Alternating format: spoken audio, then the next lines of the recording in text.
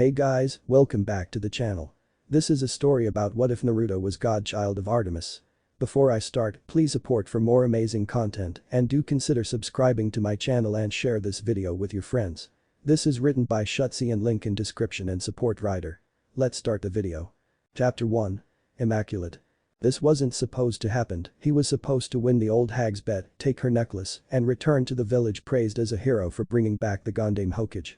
Well, he wouldn't delude himself, that last part wouldn't happen, but a boy could dream.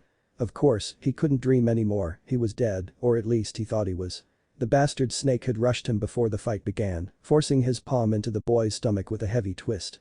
His world exploded in red and then, he felt nothing anymore as he floated in a sea of black. From deep in the darkness he heard a voice, soft and flowing, floating on a non-existent wind out of the blackness. Death befalls the child of wind and waves. Ripped from the path through life that he paves. Blessed by the Lord of the sky was his sire. Deep in his hair burned a will fierce as fire. Born again to the goddess whom shines as the moon. But sealed into darkness again just as soon. His return shall be heralded high above the din. Saving the one from the curse of her kin. He cracked his eyes open once more as he felt light on his face. From the abyss came a light, small at first, but no less blinding due to the crippling dark from before. It approached quickly flying on gargantuan wings, a magnificent creature glowing with ethereal energy. Its feathers glittered like gold in the sun as it wrapped a hulking talon around the young boy's torso. Naruto lost all sense of being as the giant golden eagle carried him off into the gloom, only praying that it went someplace warm, the darkness was so cold. The man stood before a small hearth within which sat a roaring orange flame. He wore the pinstriped suit of a businessman, a stark contrast to his long black hair and beard. He looked at the flame in deep comprehension. What was he to do with the boy? His spirit was infallible, and he truly did have the will of fire. He just dreaded the repercussions should his daughter not be happy with her part in the prophecy. My gift shines greatest within the heart of this battered young boy. Hestia had once said. Zeus once more focused upon the flame that seemed to radiate calming warmth. It dances this way and that with barely controlled energy. He took it up in his palm looking at it appraisingly as it seemed to nestle into his palm before bouncing there swirling in a whirlpool of flames. Your father was a loyal follower, Zeus commented, so much so that he received my blessing, and with it rose to great fame exalting my name in the very attack that I gifted him. The Horatian, flying thunder god. Zeus sighed as he looks out over the night sky from the window overlooking Olympus itself, he held the flame high. I spoke to Apollo, he said, I received a prophecy, you will live Naruto Namikaze. The flame writhed in response to his voice before streaming across the night sky. It flew high over plains and rivers before darting down into a dense forest. There it flew towards its intended target as the goddess of the hunt Artemis was enveloped in the flame, hunters cried out in horror. The flame died down leaving Artemis in an older form. She stood tall with a gorgeous figure, the very image of natural beauty. On all sides were young girls of various ages, they stood stock still among the redwoods of the California coast, having never seen their lady in such a mature form. Hunters, she called rubbing gently at her stomach, it seems my father has blessed me with a child, whilst allowing me to withhold my chastity. The hunters cried out in joy, Artemis being a goddess of childbirth as well as fertility, she would have had a child before could she keep her virginity intact. It was the next statement that drew the ire of the collective hunters. It's a boy. Some cried in outrage while others were confused as to why Zeus would do such a thing. They began to argue amongst themselves, yelling this way and that, hurling insults. Silence, Artemis growled, you are my hunters not babbling little girls, but strong women. I will raise my son until he becomes a man, then he must leave, you will all help me. My only duty is not to hunt, in this situation, to abandon my child would go against my very being, even if he is a boy. This is my duty, I will not abandon my child, and so will you stand by me. The chorus of yeses rang out through the forest as one of the hunters walked calmly towards her, a gleaming silver circlet firmly upon her head. She had long silky black hair and caramel-colored skin, with eyes a deep entrancing black. She stood before Artemis a questioning look on her face as if awaiting permission to speak. After so many years you of all people have earned the right to speak to me freely. Artemis said with a smile. Are you sure it is wise, she said timidly, no good doth come from any man before. We shall see Artemis sighed, maybe under the guidance of my loyal hunters. He can grow to be a good man. Can I count on you for that to help me raise him right before I must give him up, to teach him to live by the hunt and make him into a man that can be counted on? My lady, the girl whispered tearing up at the trust displayed by her goddess, I wish to know the name of your child. As he is soon to be all of our charge, doth it not ring true that we should know by what to call him? The goddess chuckled as she gently rubbed her stomach, drawing a soft sigh from her hunters. Despite the circumstances, they would be fools to believe that their lady was not happy about having a child of her own. They all began to chatter, yelling out different names, unable to come up with one that felt right. Artemis held her hand up, beckoning silence from the camp as a gentle wind swept through the great redwood forest, carrying with it the scent of the sea. Naruto Namikaze, she stated, the name just flowing off her tongue, a child of waves and wind, a child of changing tides, a child of the moon and my precious son. As Artemis was a goddess of childbirth, she had to endure her pregnancy instead of just giving birth through divine means. It was 9 months later, one cold night on October 10th, that a shrill cry broke through the darkness of the very same forest in which he was immaculately conceived. One of her older hunters, whose mother had been a midwife, assisted in the delivery. After 4 hours of labor you would find Artemis, the goddess of the hunt, holding a small bundle softly to her chest. Baby Naruto suckled gently at his godly mother's breast, something no demigod before him had done, as Artemis appraised her newborn child. His skin a light pink, he was a plump healthy baby. He had small tufts of golden blonde hair on his newborn head, which Artemis found herself stroking lovingly, enjoying the softness of it. His defining feature were the 6 whisker-like marks that lined his face, 3 on each side. She ran a finger over one, eliciting a light squeal from the child as her released her breast with a soft pop and a cute burp. Artemis wrapped him in fox pelt. The color seemed to fit well with his facial features as she held him to her chest. They slept there that night on a bed of soft furs as Artemis dreamt of what the future held. Years passed as Naruto grew into a fine young man. He learned well from the hunters, and they learned that not all men were horrid creatures, just the ones they didn't help raise themselves. Naruto excelled in the hunt, never losing his quarry even through heavy rain and crippling darkness. He was taught how to forage, how to skin and preserve the meat from his kills. The hunters were very self-reliant. He was taught how to weave and make his own clothing, as well as how to create a shelter in most any environment. He learned of healing herbs and how to make various medicines from the forest. He was even, reluctantly, taught how to call upon the aid of other gods via offerings and pretty words. He excelled in archery, never missing a target, his shots always precise and deadly, and his bow strong and maintained. It was a gift from his mother made from the branch of her sacred tree, the cypress.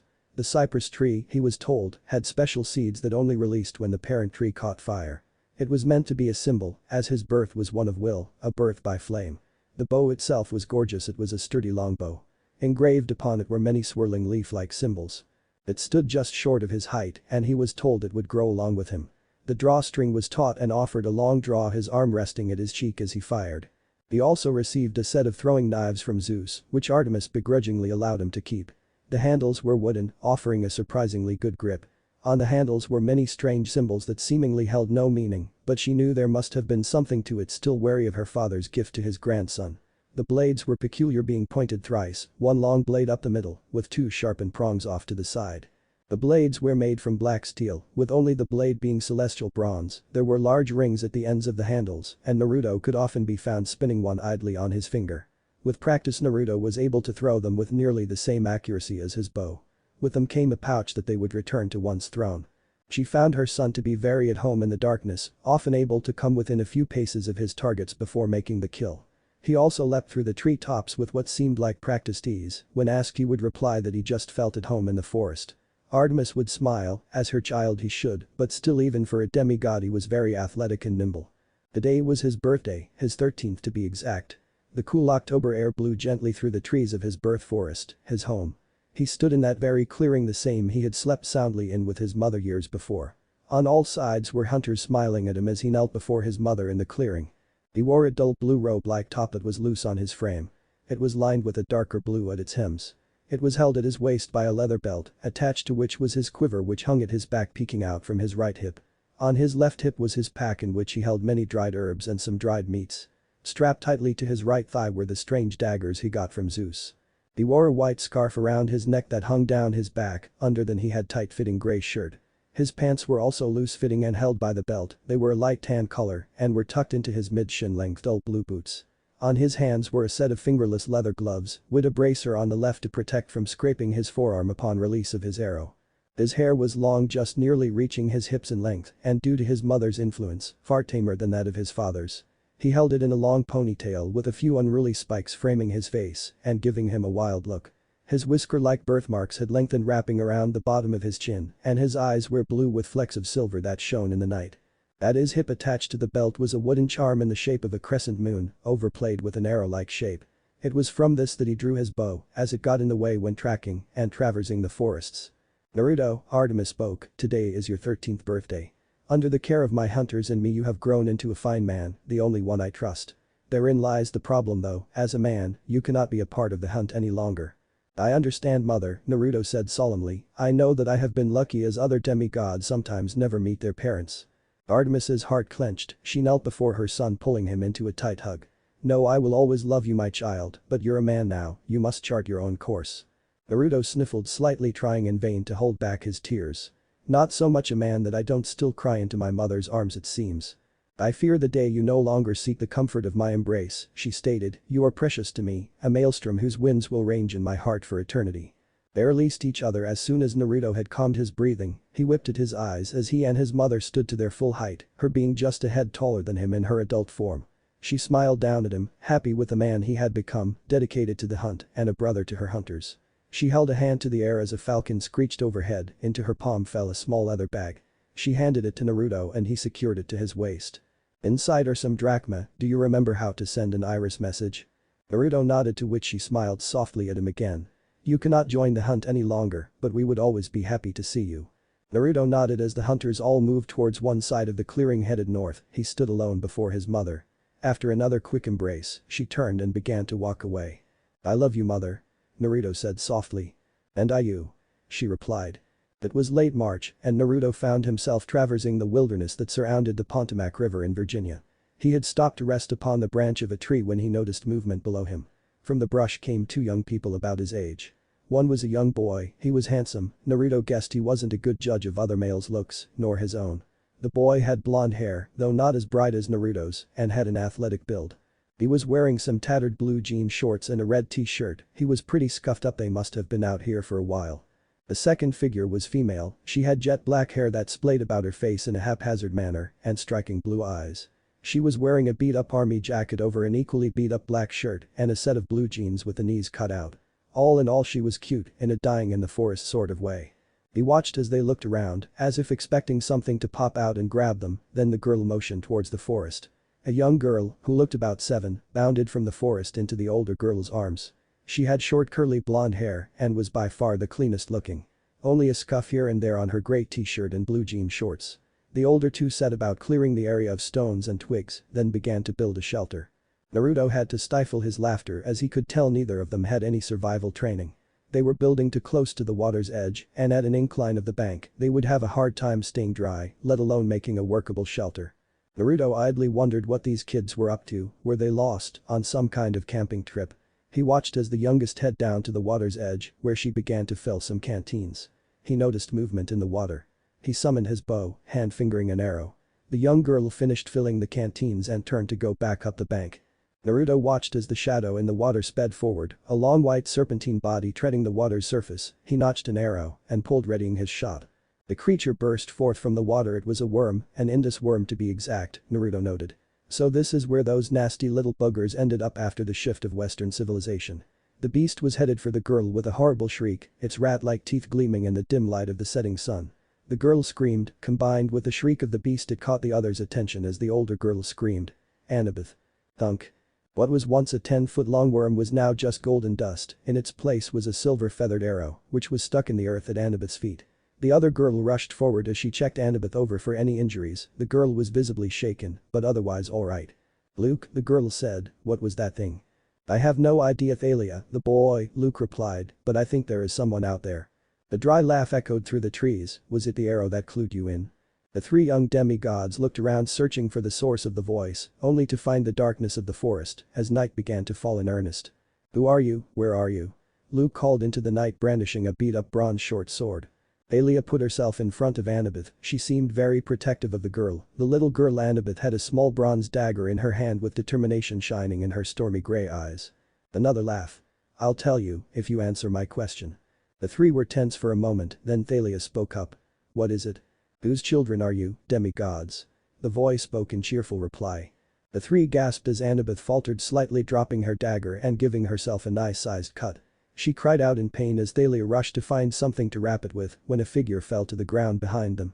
Naruto stood there, his bow gone, as he held up the spoils of his victory against a worm, a vial of oil from the beast. Very valuable as it sets everything right which it is poured over, from creaking wood to creaking bones, and the flames it started could only be put out with copious amounts of fresh mud. Sadly it could not heal cuts, but he had a way around that. Thalia fussed with Annabeth as Luke watched the newcomer warily. Naruto had reached into the pack at his hip, retrieving a small wooden cup and some dried thyme. He filled the cup with water and went over to Annabeth's side. He took her hand from Thalia who looked ready to bite his head off. Ignoring her he set to work. He looked the cut over, it was small, but deep the poor girl must be in pain, yet she wasn't crying tough little thing. He placed the thyme in the cup with the water and popped the cork from his vial of oil. Lord Apollo, he said, god of medicine and the arts, lord of the sun itself, I offer the oil of the Indus worm in return for the healing power of this simple herb to be realized. He poured the oil into the water and after a second it began to simmer slightly before settling down. Naruto nodded to himself ignoring the astonished faces and a pair of grey eyes gleaming in barley-controlled joy. He took the mixture and lifted it above Annabeth's hand. This may sting a little. She winced slightly as the mixture bubbled around her wound, but her eyes filled with curiosity as the skin knit together before her eyes. She clenched her fist experimentally, feeling phantom pains, but otherwise fine. She launched forward hugging Naruto around the neck. Thank you so much. How did you do that? Can you teach me? Is it hard? Not at all, Naruto chuckled, you just have to ask really nicely, now, could you answer my question? The little girl nodded, I am Annabeth, daughter of Athena. The other girl scowled clearly not pleased with how comfortable Annabeth was with a stranger. Thalia, daughter of Zeus. Luke tried to be indifferent, he was a demigod like them, and he put his hand forth for a shake. Luke, son of Hermes. Naruto returned the shake a bit reluctantly, it was the first time he had met another male, and from what his mother told him, he was the only good one she knew. It made him happy yet at the same time he wondered how that could be true. Naruto Namikaze, son of Artemis. That's a total lie, Thalia yelled, Artemis is a virgin goddess, we just met her and her hunters a few months ago. You met mother, Naruto questioned, are they doing alright? They're fine, Luke growled, except they kept trying to recruit Thalia and Annabeth. It's an honor to join the hunt, Naruto laughed, but you don't have to. Yeah, Thalia scowled, but some of them were persistent, especially that lieutenant of hers. Zo is a bit stuck in her ways, Naruto said, it's understandable, she has lived for many years. Yeah well I don't want to join their eternal girls club Thalia growled. Fair enough, Naruto said, so where are you all headed? Camp Half-Blood, supplied Annabeth, it's supposed to be safe there. They have barriers to keep the monsters away. Naruto adopted a thoughtful posture he was sure his mother had mentioned that place before, he must have forgotten. You're saying that they keep all monsters out? Exactly. Luke said. Well where's the fun in that? Naruto questioned causing the others to give him funny looks. Why not go, don't you want to stop running and be safe? Annabeth questioned. Running, Naruto questioned, I never run, I am a hunter, they run from me. Out here, in the forests all the world surrounding me, the thrill of the hunt, it is only then that I feel truly at home. The others looked at him like he was crazy. You really are her son Luke muttered. At any rate, Naruto said, I may as well tag along with y'all until you reach it, can't have you endangering the little one with your lackluster survival skills. Naruto rubbed Annabeth's head mussing up her hair as the girl tried in vain to push his hand away, giggling all the while. Luke looked over to Thalia and nodded slightly, they needed all the help they could get. Thalia wasn't all that happy about it until she saw the smile on Annabeth's face, he can't be all bad. Naruto spent the next hour setting up a better camp for them, finding a small den-like indention into a cliff face. It wasn't a rainy season, so they just needed to remain unseen. He covered the entrance with various shrubs and branches. The inside was roomy enough for all of them, Naruto left for a moment and returned with his pack. He pulled out a nice blanket made from wolf pelt and made a bed for Annabeth as Thalia watched grateful for how well the boy was treating her. Luke had curled into a corner and was already out cold. Annabeth was falling to sleep wrapped up in the wolf pelt. Thalia yawned loudly as she leaned against a hard wall, forcing herself to stay awake. Naruto looked over at her. Her head was drooping every now and again as she tried desperately to cling to consciousness. You can rest, he said from his position near the entrance as he tended to his bow, I can keep watch. How do I know I can't trust you? Thalia questioned. You don't, was Naruto's curt reply. Then I'll stay up thank you. She scoffed. Naruto sighed and reached into his pack, leaning over towards the girl he called. Hey Thalia. What is it yo she said only to be hit in the face with a mixture of ground lavender and sage. She felt calm and drifted off to sleep falling limply to the side. Stubborn girl, Naruto laughed, cute though.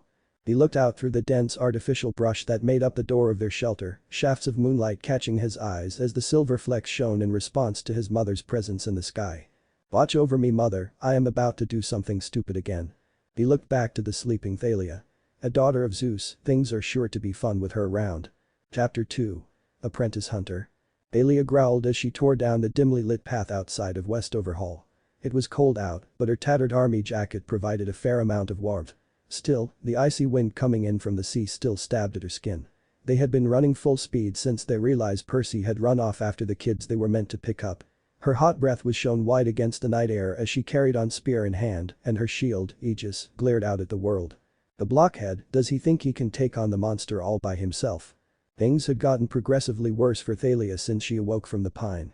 She finds out that one of her friends was now a traitor to the gods and that the little girl she once knew had grown up without her permission. The cherry on top of all that was that she is now subject to a prophecy that could very well mean the end of Olympus, but no pressure. She felt a small pang in her heart at the thought of her old friends and traveling companions. One in particular. A whisker-marked boy who, for all they knew, had died that night 7 years ago. She shook her head violently as they came into the clearing that overlooked the sea, such thoughts would only cloud her head in the upcoming battle.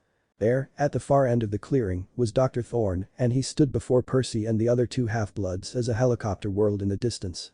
This was good, he wouldn't see them coming. She looked to Annabeth and the girl nodded, donning her cap and disappearing.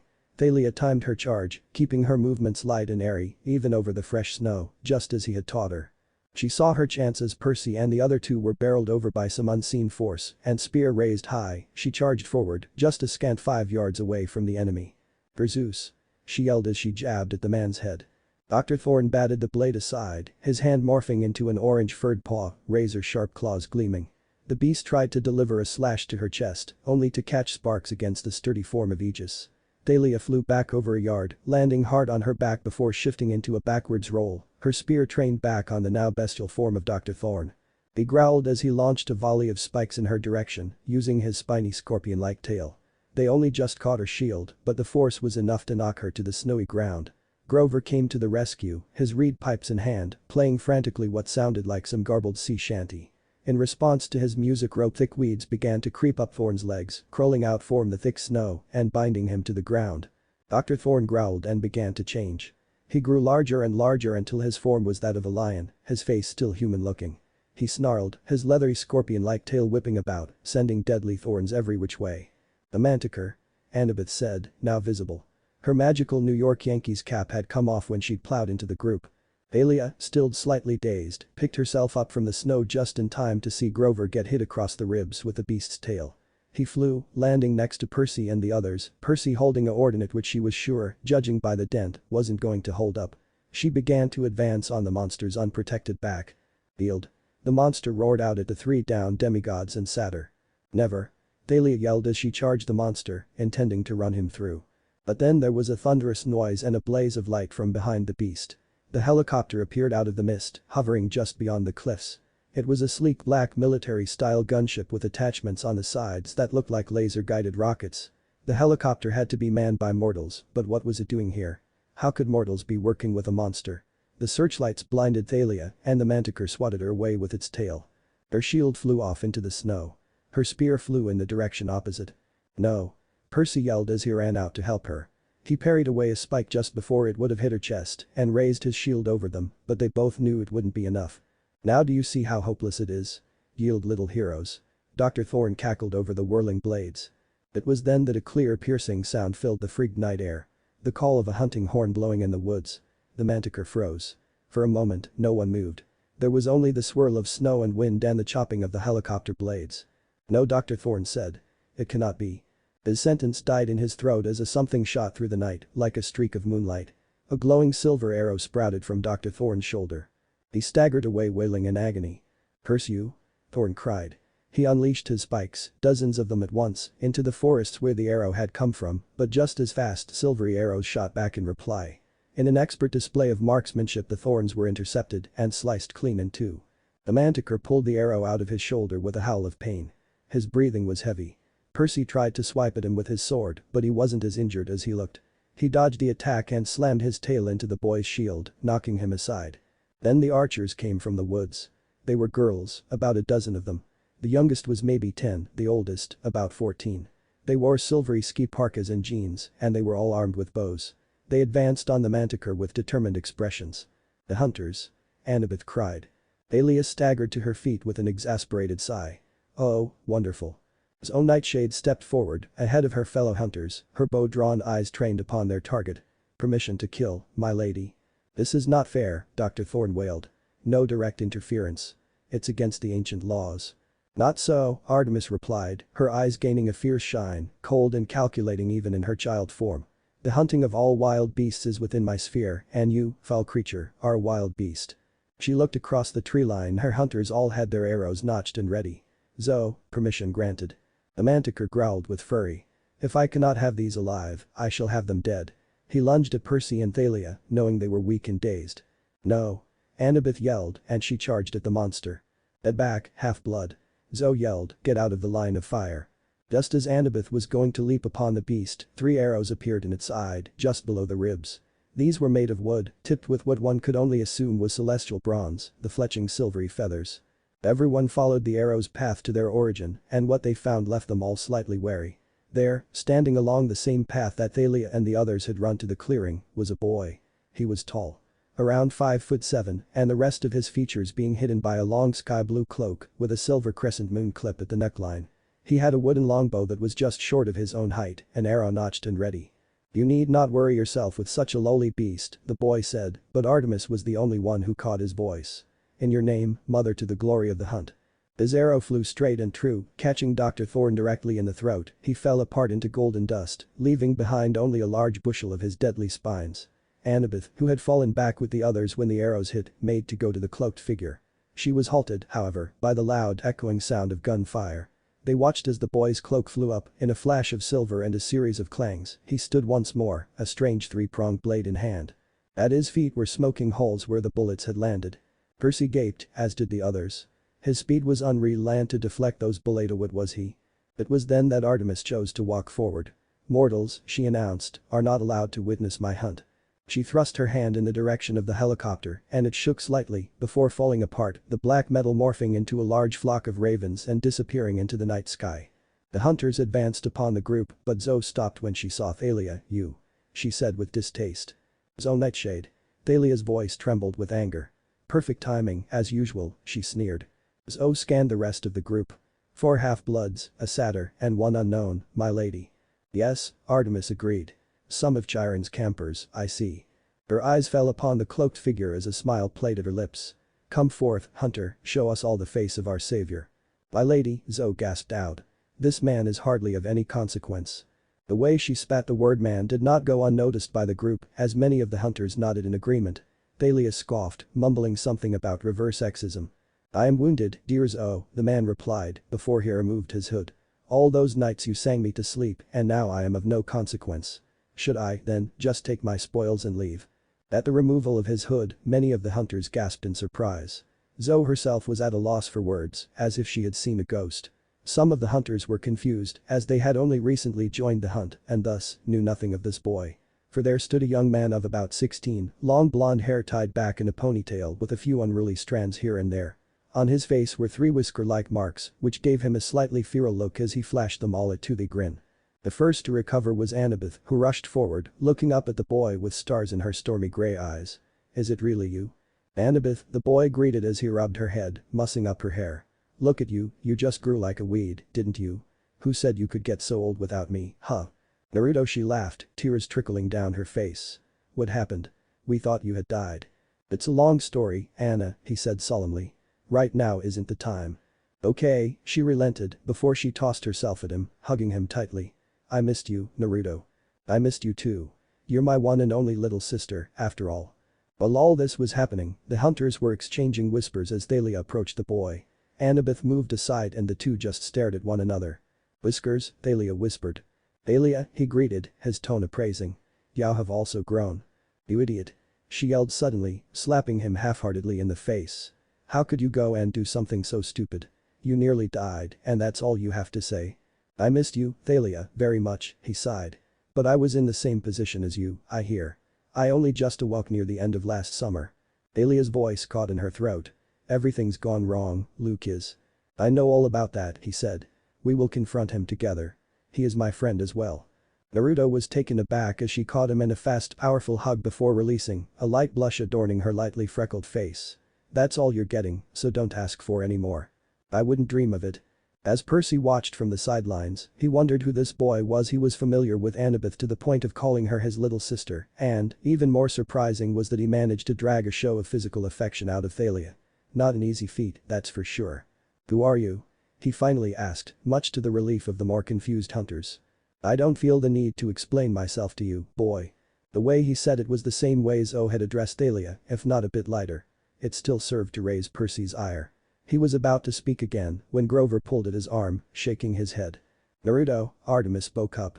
"Why have you not come to me until now?" "I apologize," Naruto said, turning his full attention back to his mother. "Someone decided to return me to my birth forest. It took me months to return to the place of my apparent demise and retrieve my belongings." Artemis seemed to consider this for a moment before nodding, and she stepped up to him, looking him up and down. Then, much to some of the hunters' surprise, she embraced him tightly, her smaller form catching him just above the waist as he leaned over, wrapping his arms lightly around her shoulders. "You have grown well," she said with a laugh. "Before I could at least reach below your arms." "What can I say, mother? I wasn't going to stop on your account." That struck a chord with the audience and had some of the hunters gasping in surprise, while others smiled softly, having fond memories of the starry-eyed young boy that they had raised from infancy. The only man on this earth they would ever trust again. "Lady Artemis," one of the younger girls called. "How is it you have a son? I thought you were a virgin goddess." Many of them nodded in agreement, as did Grover. He had never met Naruto, having only heard about him from the others. They all skirted around the issue of his death and only ever spoke about him in passing. He was astonished at this revelation. Was the purity of his dear Lady Artemis going to be in question? His little goat heart was breaking under the weight of his anxiety. "He was gifted to me by my father," she spoke, leaving the embrace. "An immaculate conception. I have never been with a man. My vow is still held." The hunters sighed in relief, and though some were still wary of him, the others assured them that he was a good man, the only good man, much to the ire of the only other two males in the clearing. "Whoa," Bianca D'Angelo said. "Hold up. Time out." Everybody looked at her. She pointed her finger at all of them in turn, like she was trying to connect the dots. Who are you people?" Artemis's expression softened. "It might be a better question, my dear girl, to ask who are you? Who are your parents?" Bianca glanced nervously at her brother, who was still staring in awe at Artemis. "Our parents are dead," she explained slowly. "We're orphans. There's a bank trust that pays for our school, but..." She faltered. She could tell from the surrounding faces that no one believed her. "What?" she demanded. "I'm telling the truth." "You are a half-blood," Zoe Nightshade said. Her accent was hard to place. It sounded old-fashioned, like she was reading from a really old book. "One of thy parents was mortal. The other was an Olympian." "An Olympian athlete." "No," Zoe corrected. "One of the gods." "Cool," said Nico. "No." Bianca's voice quavered. "This is not cool." Nico danced around like he needed to use the restroom. "Does Zeus really have lightning bolts that does 600 damage? Does he get extra movement points for?" "Nico, shut up." Bianca put her hands to her face. "This is not your stupid mythomagic game, okay? There are no gods." The half-bloods in the audience looked on in sympathy at her outburst, and even Artemis seemed to feel for the girl. "Bianca, I know it's hard to believe. But the gods are still around. Trust me. They're immortal," Thalia stated. "And whenever they have kids with regular humans, kids like us, well, our lives are dangerous." "Dangerous?" she repeated quietly. "Yes," Percy interjected, "you and Nico need training to survive. Dr. Thorne won't be the last monster you meet. You need to come to camp." "Camp?" Bianca asked. "Camp Half-Blood," Percy clarified. "It's where half-bloods learn to survive and stuff. You can join us, stay there year-round if you like." "Sweet, let's go," said Nico. "Wait," Bianca shook her head. "I don't." "There's another option," Zoe offered. "No, there isn't," Thalia yelled. Thalia and Zoe glared at each other, daring the other to make a move. Things hadn't improved since their initial meeting. They were all set for an all-out stare-off when Naruto spoke up. "I believe you are forgetting the third option." Artemis regarded her son strangely before it set in, and she smirked slightly. "And what would that be, Naruto?" "Simple," he replied as he collapsed his bow into its charm form at his belt. "I invoke the right of apprenticeship." This drew an outcry from some of the hunters, but they were quickly silenced by the more experienced ones. "Even if I am no longer with you, I am still a senior hunter," Naruto continued. "By the laws, I can take an apprentice if I please, to be evaluated and receive mother's blessing at a later date." Thalia looked confused, having never heard of this, as did many of the others, especially Bianca herself. "As my son, Naruto, has my blessing, he embraces the hunt. His arrows shall fly straight and his feet shall be swift, but he is not a part of the hunt, since he is indeed a man," she stated calmly. "However, as one blessed by myself, he has the right to seek an apprentice if I am impressed by said apprentice, and then they shall also receive my blessing. She would be like any other half-blood only with the same training that my own hunters undergo. Also, although it vexes me, she is free to seek romantic endeavors, as the blessing is based upon skill not choice." At this she looked slightly disgusted, showing that despite being a caring mother to her son, she despised other men with a passion. "It has not occurred in years as any who gain my favor normally join the hunt. Miss D'Angelo would make a fine addition to the hunt. I ask why you would deprive her and myself of the chance, Naruto." Alias sent Naruto a thankful look. She didn't want to lose the girl to his mother's little club. At least this way, she would be free to do as she pleases, instead of being chained to the hunt. "My reasoning is simple," Naruto stated. "If Bianca were to take your offer, she would become immortal and bound to your hunt, mother. With all due respect, mother, she has a brother and to join would be tantamount to abandonment. I see your reasoning, and although it saddens me to lose a potential sister, I know you would teach her well. Zo, we will rest here for a few hours. Raise the tents. Treat the wounded. Retrieve our guests' belongings from the school." "Yes, my lady." "Bianca, come with me. We will discuss what your choice will be." "What about me?" Naiko questioned the goddess. Artemis considered the boy. He was still young and very much innocent. For a second, he was overlaid with the image of a young, spiky-haired blonde boy, a squirrel perched on his head, giddy at the thought of a little animal companion. She shook her head, it was best not to dwell in the past. Her son was grown now. "Perhaps you can show Grover how to play that card game you enjoy. I'm sure Grover would be happy to entertain you for a willy as a favor to me." Grover just about tripped over himself getting up. "You bet. Come on, Naiko." Naiko and Grover walked off toward the woods, talking about hit points and armor ratings and a bunch of other geeky stuff. Meanwhile, Artemis led a confused-looking Bianca along the cliff. The hunters began unpacking their knapsacks and making camp. Zo gave Thalia one more evil look, then left to oversee things.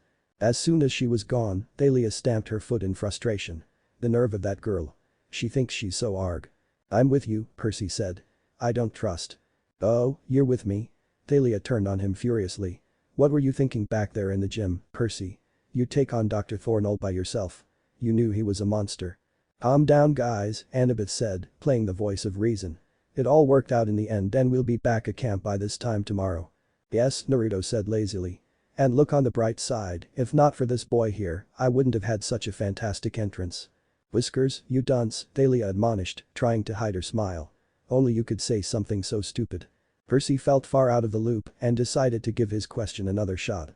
"So, could you tell me how you all know each other?" Naruto was about to say something, Percy wondered if he was going to be as gruff as before, it would seem he picked up some of his mother's distaste for men. Much to Percy's relief Annabeth spoke first, effectively cutting the other demigod off. "I'm sorry I never told you before," she started. "It was a sensitive subject for all of us." Percy noted that her eyes shifted to Thalia with the last statement and he began to wonder if there was something between the two. "We met him a few months before Grover found us," Thalia explained. "In Virginia. On the Potomac if I remember correctly," Naruto added. "You were all bumbling about, trying to set up a decent camp and poor little Anna was left to get the drinking water." Naruto punctuated the poor little Anna statement by comically hugging her about the neck. This display of affection didn't sit right with Percy. What really hit home with that gesture was the slight glare Naruto sent his way, as if to say she's mine and you aren't good enough. "If it wasn't for Naruto being there, I might have been eaten that day," Annabeth agreed. "And those worms. Nasty little things they drag in anything close to the water's edge and then tear it to pieces." Naruto said this in such a cheery fashion that it felt odd. "So wait, if you met all that long ago, where have you been?" Percy asked. "They said you had died." Annabeth averted her gaze and Thalia growled, "That's none of your damn business." Percy held his hands up in a placating gesture as one of the hunters came by with their packs, Grover and Naiko having finished their walk were there as well. Grover went to work at fixing up Percy's arm, which, much to Naiko's apparent delight, was a sickly green color. Before Grover began to dress the wound, Naruto produced a small wooden box from his hip pouch. He handed it to Grover who looked at him questioningly and Percy winced due to the pain from the gangrenous wound. "It's a healing salve," Naruto explained, "it's made from wild herbs and fights infection, as well as promotes quick healing." Grover nodded, hastily applying the salve to Percy's wound and, much to his surprise, it began to lose its green tint before his eyes. He quickly set about bandaging the arm as Percy asked, "What's in that stuff? It doesn't hurt at all." "Just an assortment of various herbs," Naruto replied nonchalantly. Thalia and Annabeth nodded as they had seen him do similar things with herbs and natural oils before. Percy looked skeptical but nodded in acceptance, and Grover just trusted that a son of Artemis would be well versed in all things of the forest. Naruto inwardly sighed. In reality, he had no idea exactly how he came across the knowledge of that particular salve. He had been foraging one day when he began to seek out particular herbs with seemingly no meaning. He had flashes of what he could only assume was a far-off memory as a lavender-eyed girl explained the various uses of these seemingly simple herbs. He assumed it was one of the hunters and he had only just then remembered that particular lesson. Still, he couldn't place the voice. There wasn't a huntress who stuttered so much. Thalia had stalked off, thankful for the change of subject, and she found herself walking among the white wolves that the hunters seemed to have summoned as guard dogs. She was just getting comfortable with the silence when she felt a presence behind her and she turned to find Naruto standing in the snow with one of the wolves at his side, pining for a treat. Thalia idly noted that Percy was having his ear talked off by Nico in the background before turning her full attention to the blonde. "What did you want?" she asked, sounding harsher than she had meant to. Naruto sighed as he stepped towards her. "Just wanted to let you know that it's not your fault." "Not you too," Thalia bit out gruffly. "Everyone told me that, but the fact remains that I should never have rushed in that way."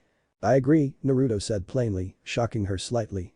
"It was stupid and irresponsible, but I will never regret coming to your aid that night." Thalia bit her lip, her hands tugging at the sleeves of her jacket as a cold wind whipped between them. "You could have died," she whispered. "But I didn't," Naruto laughed, "did I, Daylily? How many times do I have to tell you not to call me that?" She hissed lowly, her face red from embarrassment. "Your name means the one who blooms, and the daylily blooms every day, its petals falling at night only to bloom once again the next morning. Your name suggests a constant state of bloom, always growing, always shining." Thalia blushed at his words, fighting with her urge to either punch him or hug the idiot. Well, she was, until he added, "Now if only you would live up to your namesake." "You rotten bastard." Thalia exclaimed, settling for a tackle. Taken by surprise, Naruto fell to the ground, bringing Thalia with him. He felt his breath leave him as they hit the cold earth.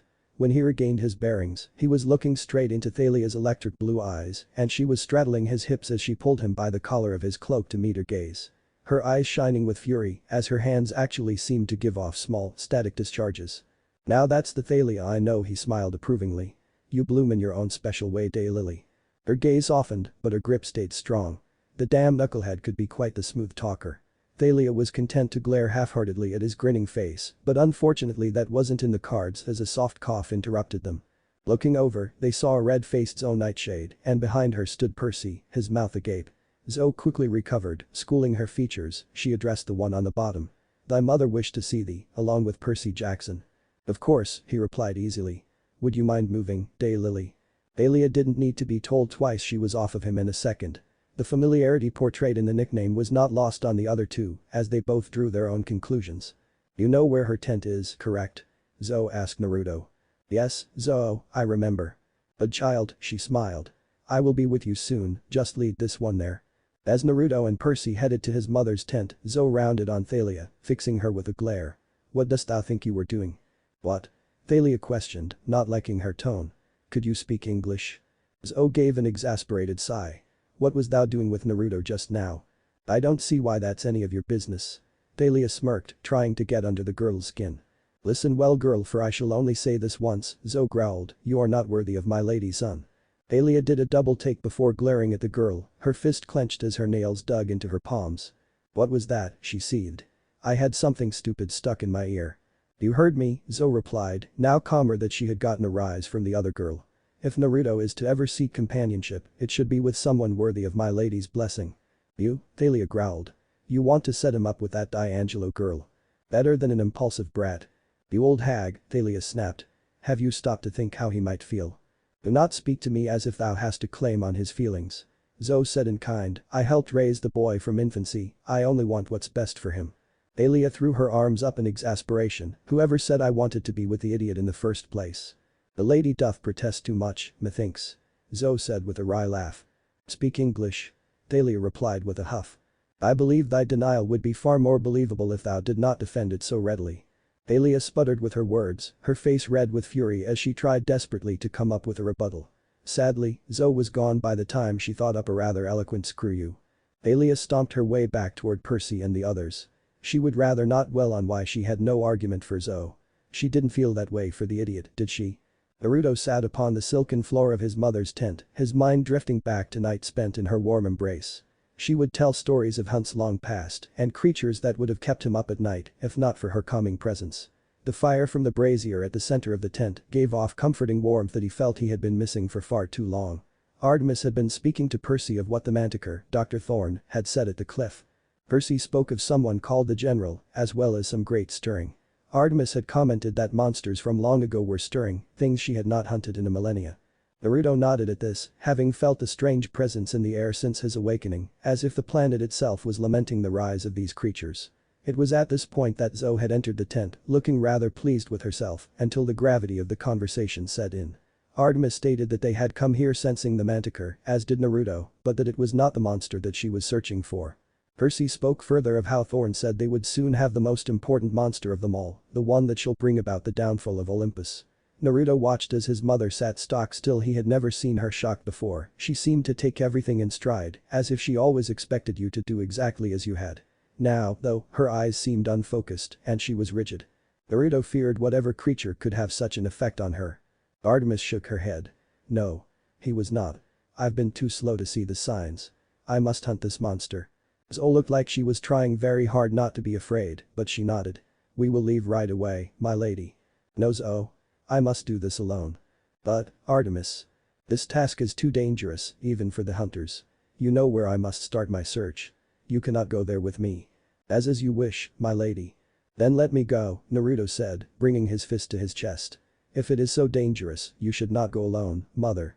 Artemis smiled softly. I would like nothing more than to hunt at my son's side. Alas, this hunt is beyond your skill at this time.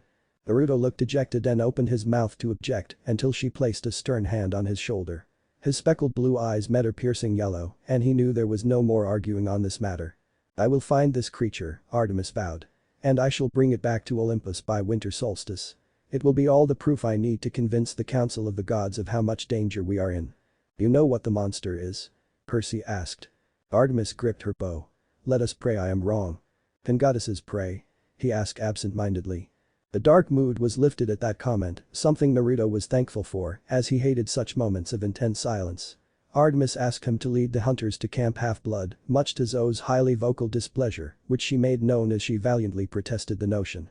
In the end, it was decided that they would be going and staying in her cabin at the camp. And now there is one last decision to make. Artemis turned to Bianca. Have you made up your mind, my girl? Bianca hesitated. I'm still thinking about it. Wait, Percy said. Thinking about what? I have been offered the position of apprentice hunter under Naruto. Wah, but you can't. You have to come to Camp Half-Blood so Chiron can train you. It's the only way you can learn to survive. Are you implying that I am incapable of teaching her? Naruto interjected. Percy chose to ignore him in favor of trying to woo Bianca into staying at the camp. Bianca, camp is cool. It's got a Pegasus stable and a sword fighting arena, and I mean, what do you get by becoming his apprentice? Freedom. Naruto stated. What? Percy asked. With me, she is free to see the world, not bound to your camp. What do you mean? Percy asked. The campers are free to leave whenever they want. Then tell me why you have a curfew there, to make sure all the little heroes get a good night's sleep. Percy seemed at a loss for words, so Naruto pressed his advantage.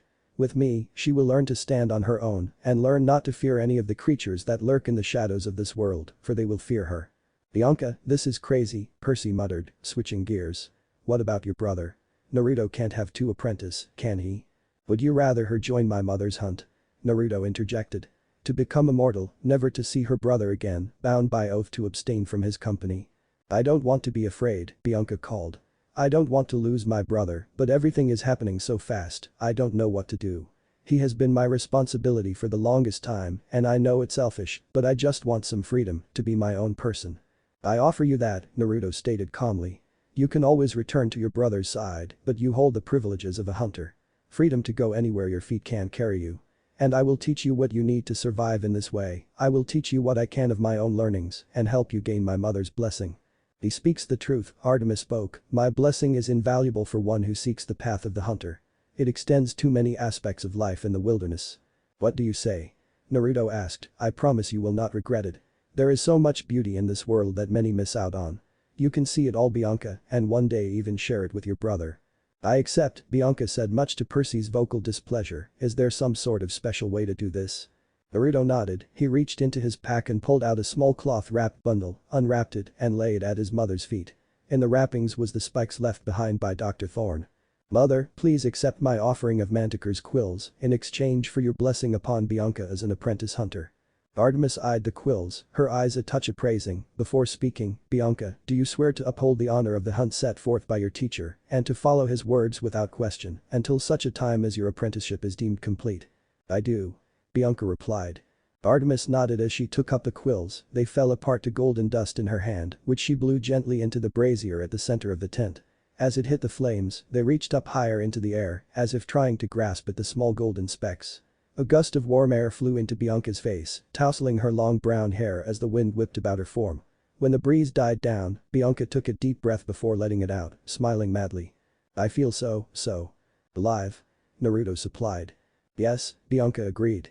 "I feel like I have been trapped in a bubble my whole life and it just popped." "The initial blessing of an apprentice hunter is meant to aid in your learning," Artemis said. "It gives you a deeper connection with the earth itself, intensifying your senses."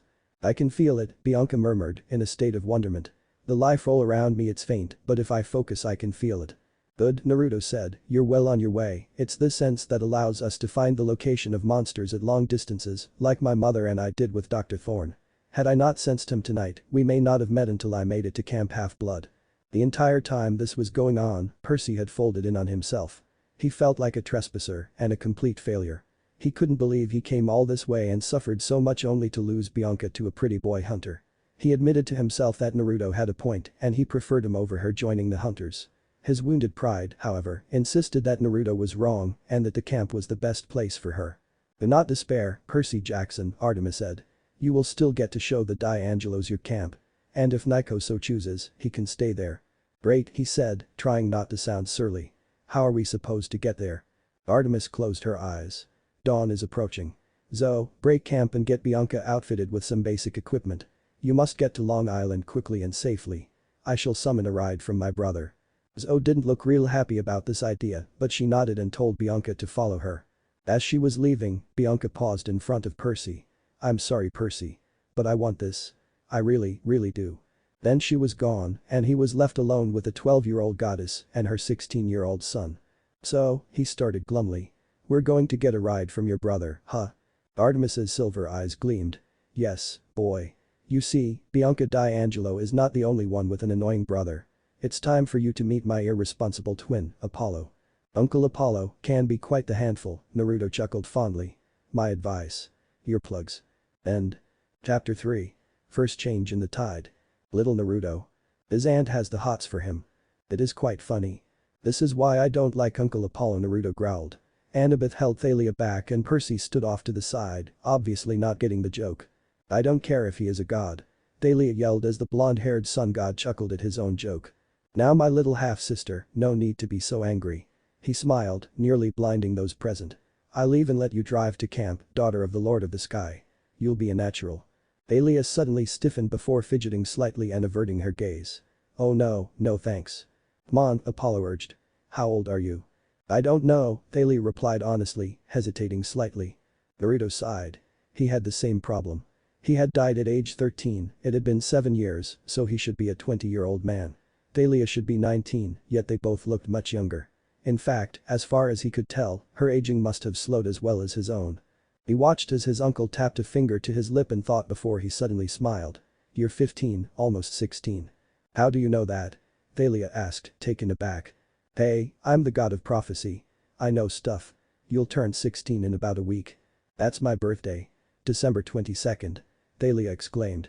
"That means I'm 17," Naruto noted. "That means you're old enough to drive with a learner's permit," Apollo said as he shuffled a less than eager Thalia to the bus, the others following on to get seated. Naruto went to his mother's side with Zo.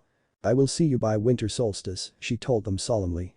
"Zo, you are in charge of the hunters in my stead. Do well. Do as I would do." Zo straightened. "Yes, my lady." Artemis nodded to her and she left. It was now only mother and son facing each other. "Naruto, stay safe. There are trying times ahead." "I know, mother." "Keep an eye on the hunters at camp," Artemis added, "they can get carried away sometimes."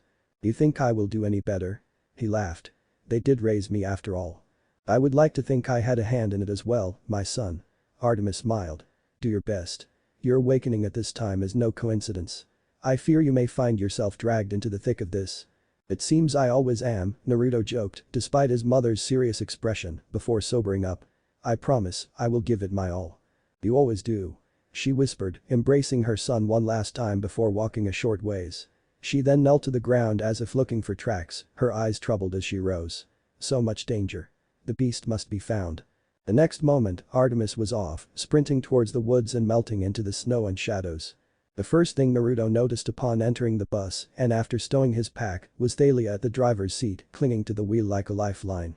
Her knuckles were white and her face was stoic, determinedly hiding the fear behind her eyes as he asked what's wrong.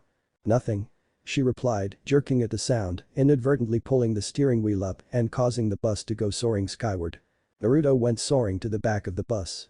He landed with his back to the rear end of the bus, his head bent at an awkward angle against the floor, thanks to being upside down. He groaned as a few of the hunters in the back seat giggled at his expense. Forcing himself to his feet he began the trek up the aisle, fighting gravity as he pulled himself forward using the backs of the bus seats. Slower. He heard Apollo call. Sorry. Was Thalia's stammer in reply. I've got it under control. Thalia, Percy called, lighten up on the accelerator. I've got it, Percy, she said, gritting her teeth. But she kept it floored. Loosen up, he told her. I'm loose. Thalia said. She was so stiff, she looked like she was made out of plywood. We need to veer south for Long Island, Apollo said. Hang a left. Thalia jerked the wheel and again threw Percy into Grover, who yelped. Naruto held tight to keep his footing as he powered forward up the aisle, nearly reaching the front. The other left, Apollo suggested. Ah, he said, sounding slightly strained. A little lower, sweetheart. Cape Cod is freezing over. Thalia tilted the wheel. Her face was chalk white, her forehead beaded with sweat. It was at this point when Naruto reached her, ducking under Apollo as the god flew to the back of the bus. The bus was now careening towards the Atlantic Ocean at 1,000 miles an hour. Someone screamed and he was pretty sure it was Percy. The New England coastline was off to the right. And it was getting hot in the bus. Calm down, Daylily, he whispered harshly, gripping her hand over the wheel. I'm here with you. Anna and I believe in you, so don't be afraid. You can do this. Now, pull up. Thalia visibly calmed as she pulled up on the wheel. Her grip was still tight, but she felt more secure, knowing there was someone she trusted at her side. The bus continued to fly across the sky, now much steadier as Naruto continued to speak encouragingly to Thalia.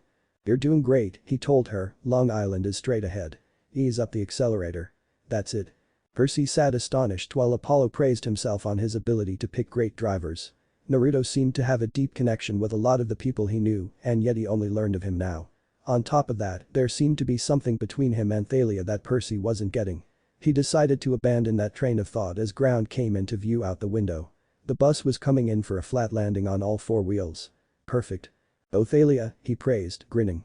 As expected of a daughter of Zeus. Apollo laughed. I sure can pick him. Thank you, Naruto, Thalia whispered. He smiled back at her. It's no problem.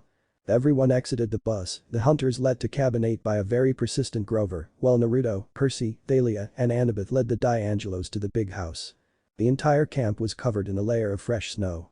Something Percy found interesting due to the wards the camp had set against weather. The cabins were decorated with tiny flickering lights, like Christmas lights, only made of real fire in varying colors. As they made their way to the big house, Naruto took note of the few campers around. There was a burly boy stoking a forge outside the armory, and two sneaky-looking fellows were picking the lock on a shop of some kind.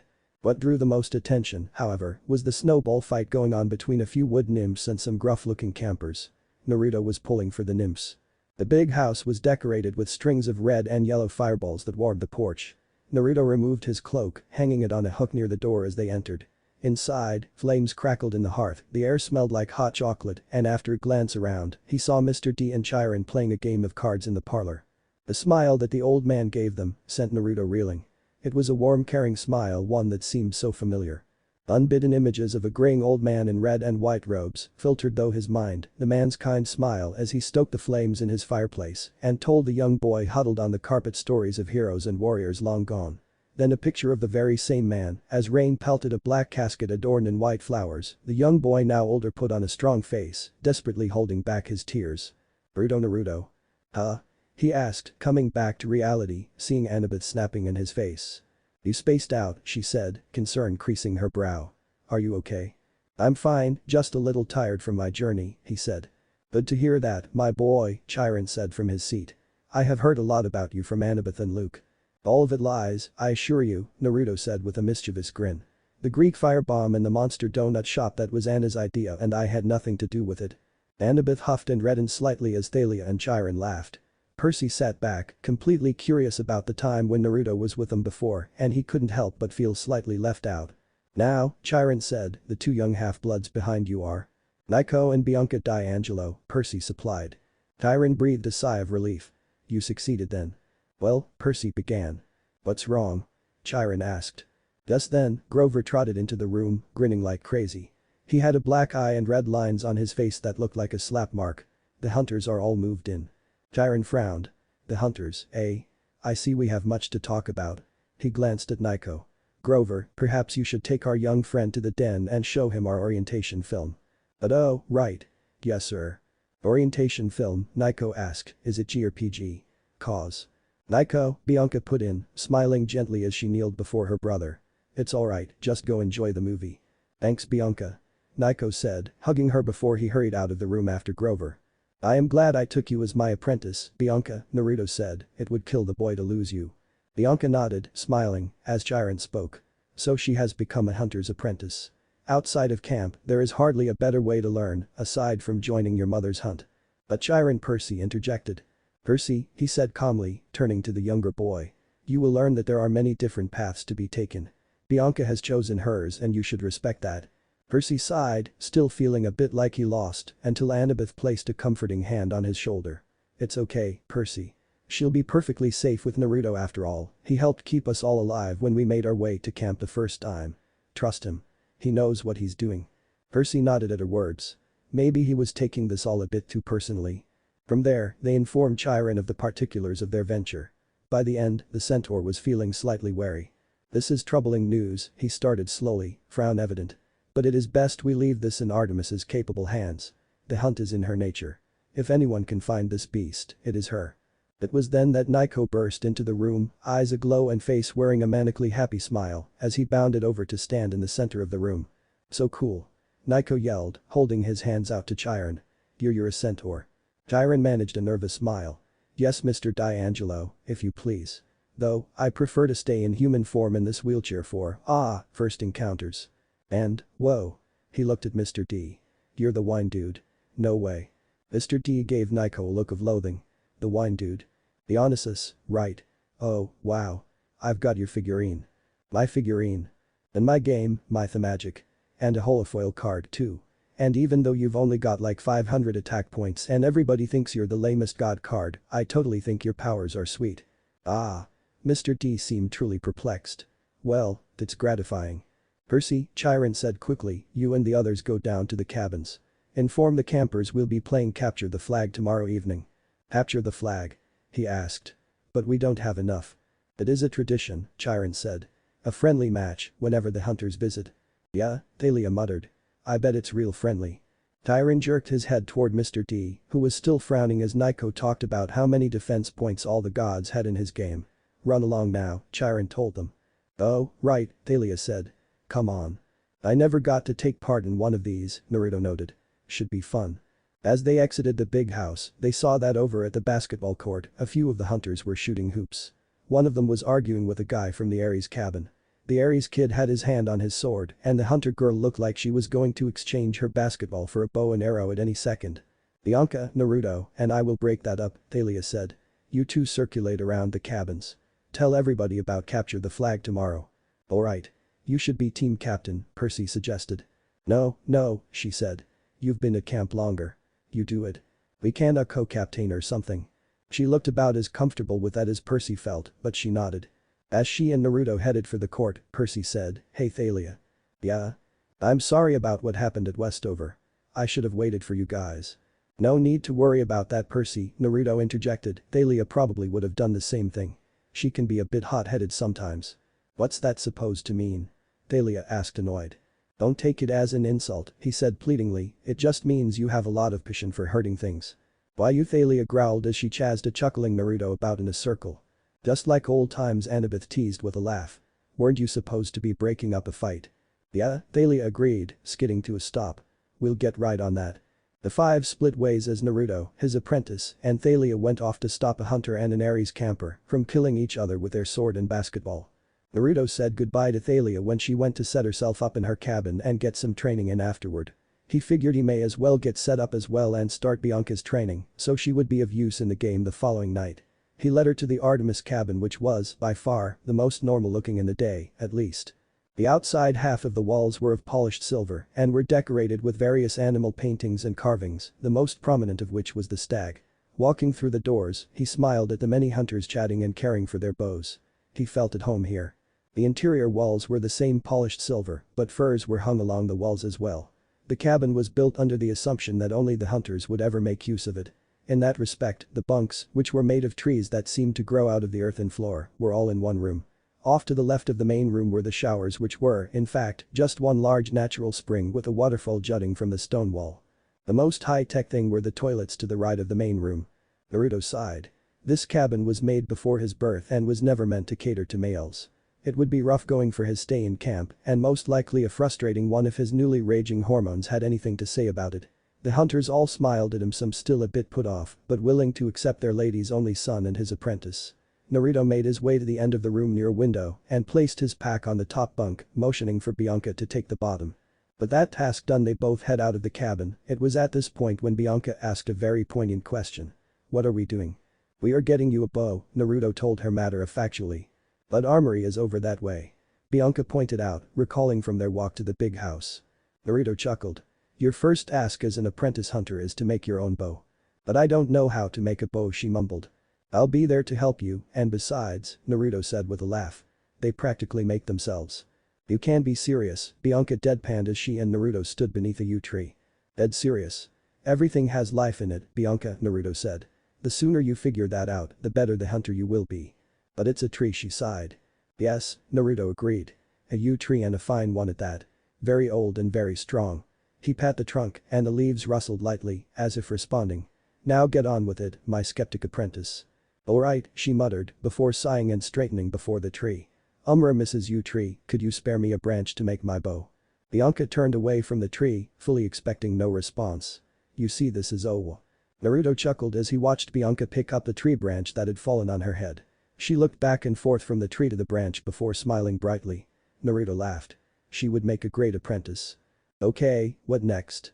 she asked. "Next, we find the necessary materials," Naruto said. "Unlike the hunters or my bows, which are gifted by the gods, you must earn yours as I did my first bow. Mother said she wanted me to learn the hard way, so I did. I still have my first bow safely hidden in my birth forest." "So what are the necessary materials?" Bianca asked. "That is all up to you," Naruto said, shrugging. "Reach out with your senses, feel all the life around you, and when you find one that calls to you, we will begin."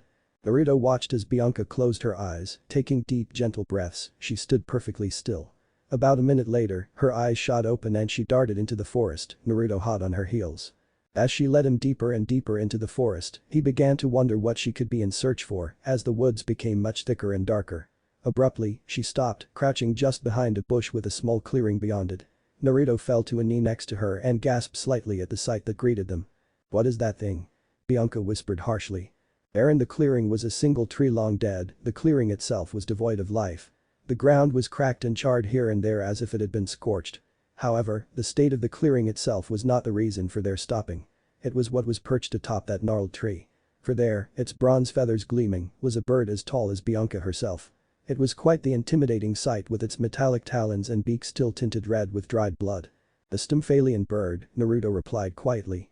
"It's rare to see one in a forest like this, normally they like wide open plains, so their prey cannot hide." "I felt a pull," Bianca stated. "Like something calling me to this place. What am I supposed to do now?" "Now," Naruto said, "you must defeat it." Bianca gaped at him incredulously. "Do you see the size of that thing? There is no way I can take that thing on." "You vowed to follow my instructions without question," Naruto reminded her. "This is your first trial as a hunter. You must conquer this beast as well as your fear." Bianca flinched slightly before taking a deep breath and steeling her resolve, she stood a turn to face the beast. However, before she could move forward, she felt a tug in her arm and turning, she saw Naruto holding her yew branch. "You'll need this," he stated.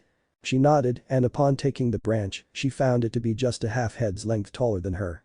It was lighter than she had imagined, and she could feel a light hum coming from within, as if the branch was glad to be held. Bracing herself, she moved into the clearing. As she reached the midway point to the tree, the bird finally noticed her, flapping its wings and landing at the base of the tree, kicking up dust and ash. The beast let out a shrill screech, flapping its right wing. Bianca reacted a bit slowly after catching the glint of the bronze feathers flying at her. She raised her branch in defense, catching a few feathers as they penetrated the wood, nearly piercing through the other side. She had 4 other feathers sticking out of her shoulder, and she grit her teeth as blood poured from the wounds. She held her branch out like a spear, finding the feathers that had halfway emerged from the other side of the staff had given it a deadly edge. She rushed forward, rolling to the left as the bird let loose another volley, and quickly finding her feet, she continued her dash forward. When she was just a scarce 2 yards away, the bird flapped both wings, furiously sending out a gust of wind and feathers. 2 impacted against her left shoulder, sending her sprawling, her staff landing 2 feet out of reach. Naruto watched with bated breath as the beast advanced on the prone form of his student. The bird reared its head back, intent on ending the girl with one strike. Naruto smirked when Bianca rolled backwards, the bird's steely beak getting stuck in the ground. Bianca retrieved her staff mid-roll and with a ferocious cry, brought it down on the bird's head, the creature's own feathers stabbing deep into its skull. Bianca panted, grin plastered on her face as the monster faded to gold dust on the breeze, leaving behind only a scant few bronze feathers. She stood, wincing, as the bronze feathers in her shoulders made themselves known again. "Good job, Bianca," Naruto praised, giving a laugh. That was crazy," she stuttered. "I never knew I could move like that." "It's in your blood, you have heightened combat awareness," Naruto stated, placing both hands on her shoulders. "You also have the senses of a hunter, so I was sure you would succeed." Bianca smiled at her teacher, looking forward to what she could learn from him until, with a wet squelch, the feathers were ripped from her body. She screamed and jerked away, but Naruto had already discarded the feathers and had a tight hold on her shoulders. "Calm down," Naruto said gently. "They had to come out. It was best to do it while you were distracted. Now, hold still." Bianca calmed as Naruto reached into his hip pouch, retrieving the same salve he had used on Percy the night before. "You'll need to apply this to it," Naruto said as he handed her the salve and turned away. "Let me know when you are done." Bianca nodded, forgetting he couldn't see it anyway, thankful for him respecting her privacy. She removed her shirt and applied the salve to her injuries, silently marveling at the strength of the salve. "You can turn around now," she said, pulling her shirt back down. "Will I ever learn to make things like that?" "Eventually, but first you need to make your bow." Naruto laughed. "Speaking of which," the girl spoke. "What do I do now? I have a stick and some feathers.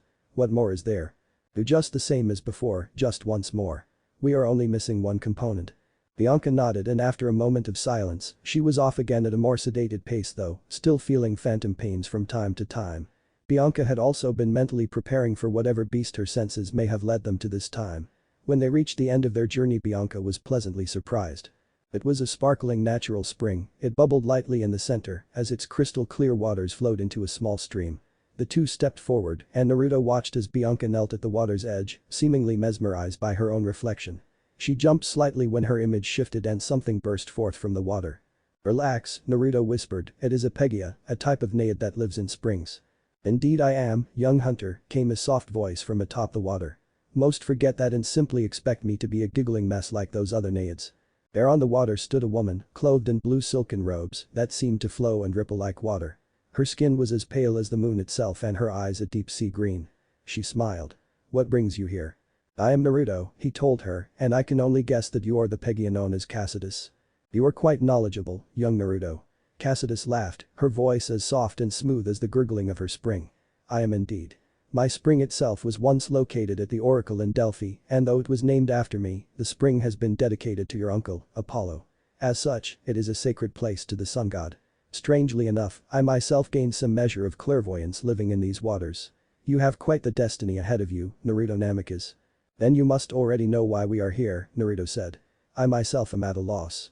I had expected some manner of beast to appear." The woman on the water scoffed, tossing a lock of ebony hair behind her shoulder as she stepped forward. "I am clearly not a beast," she agreed, "but I have what you seek. Come here, girl." Bianca hesitated, but with a quick nod from her teacher, she stepped forward.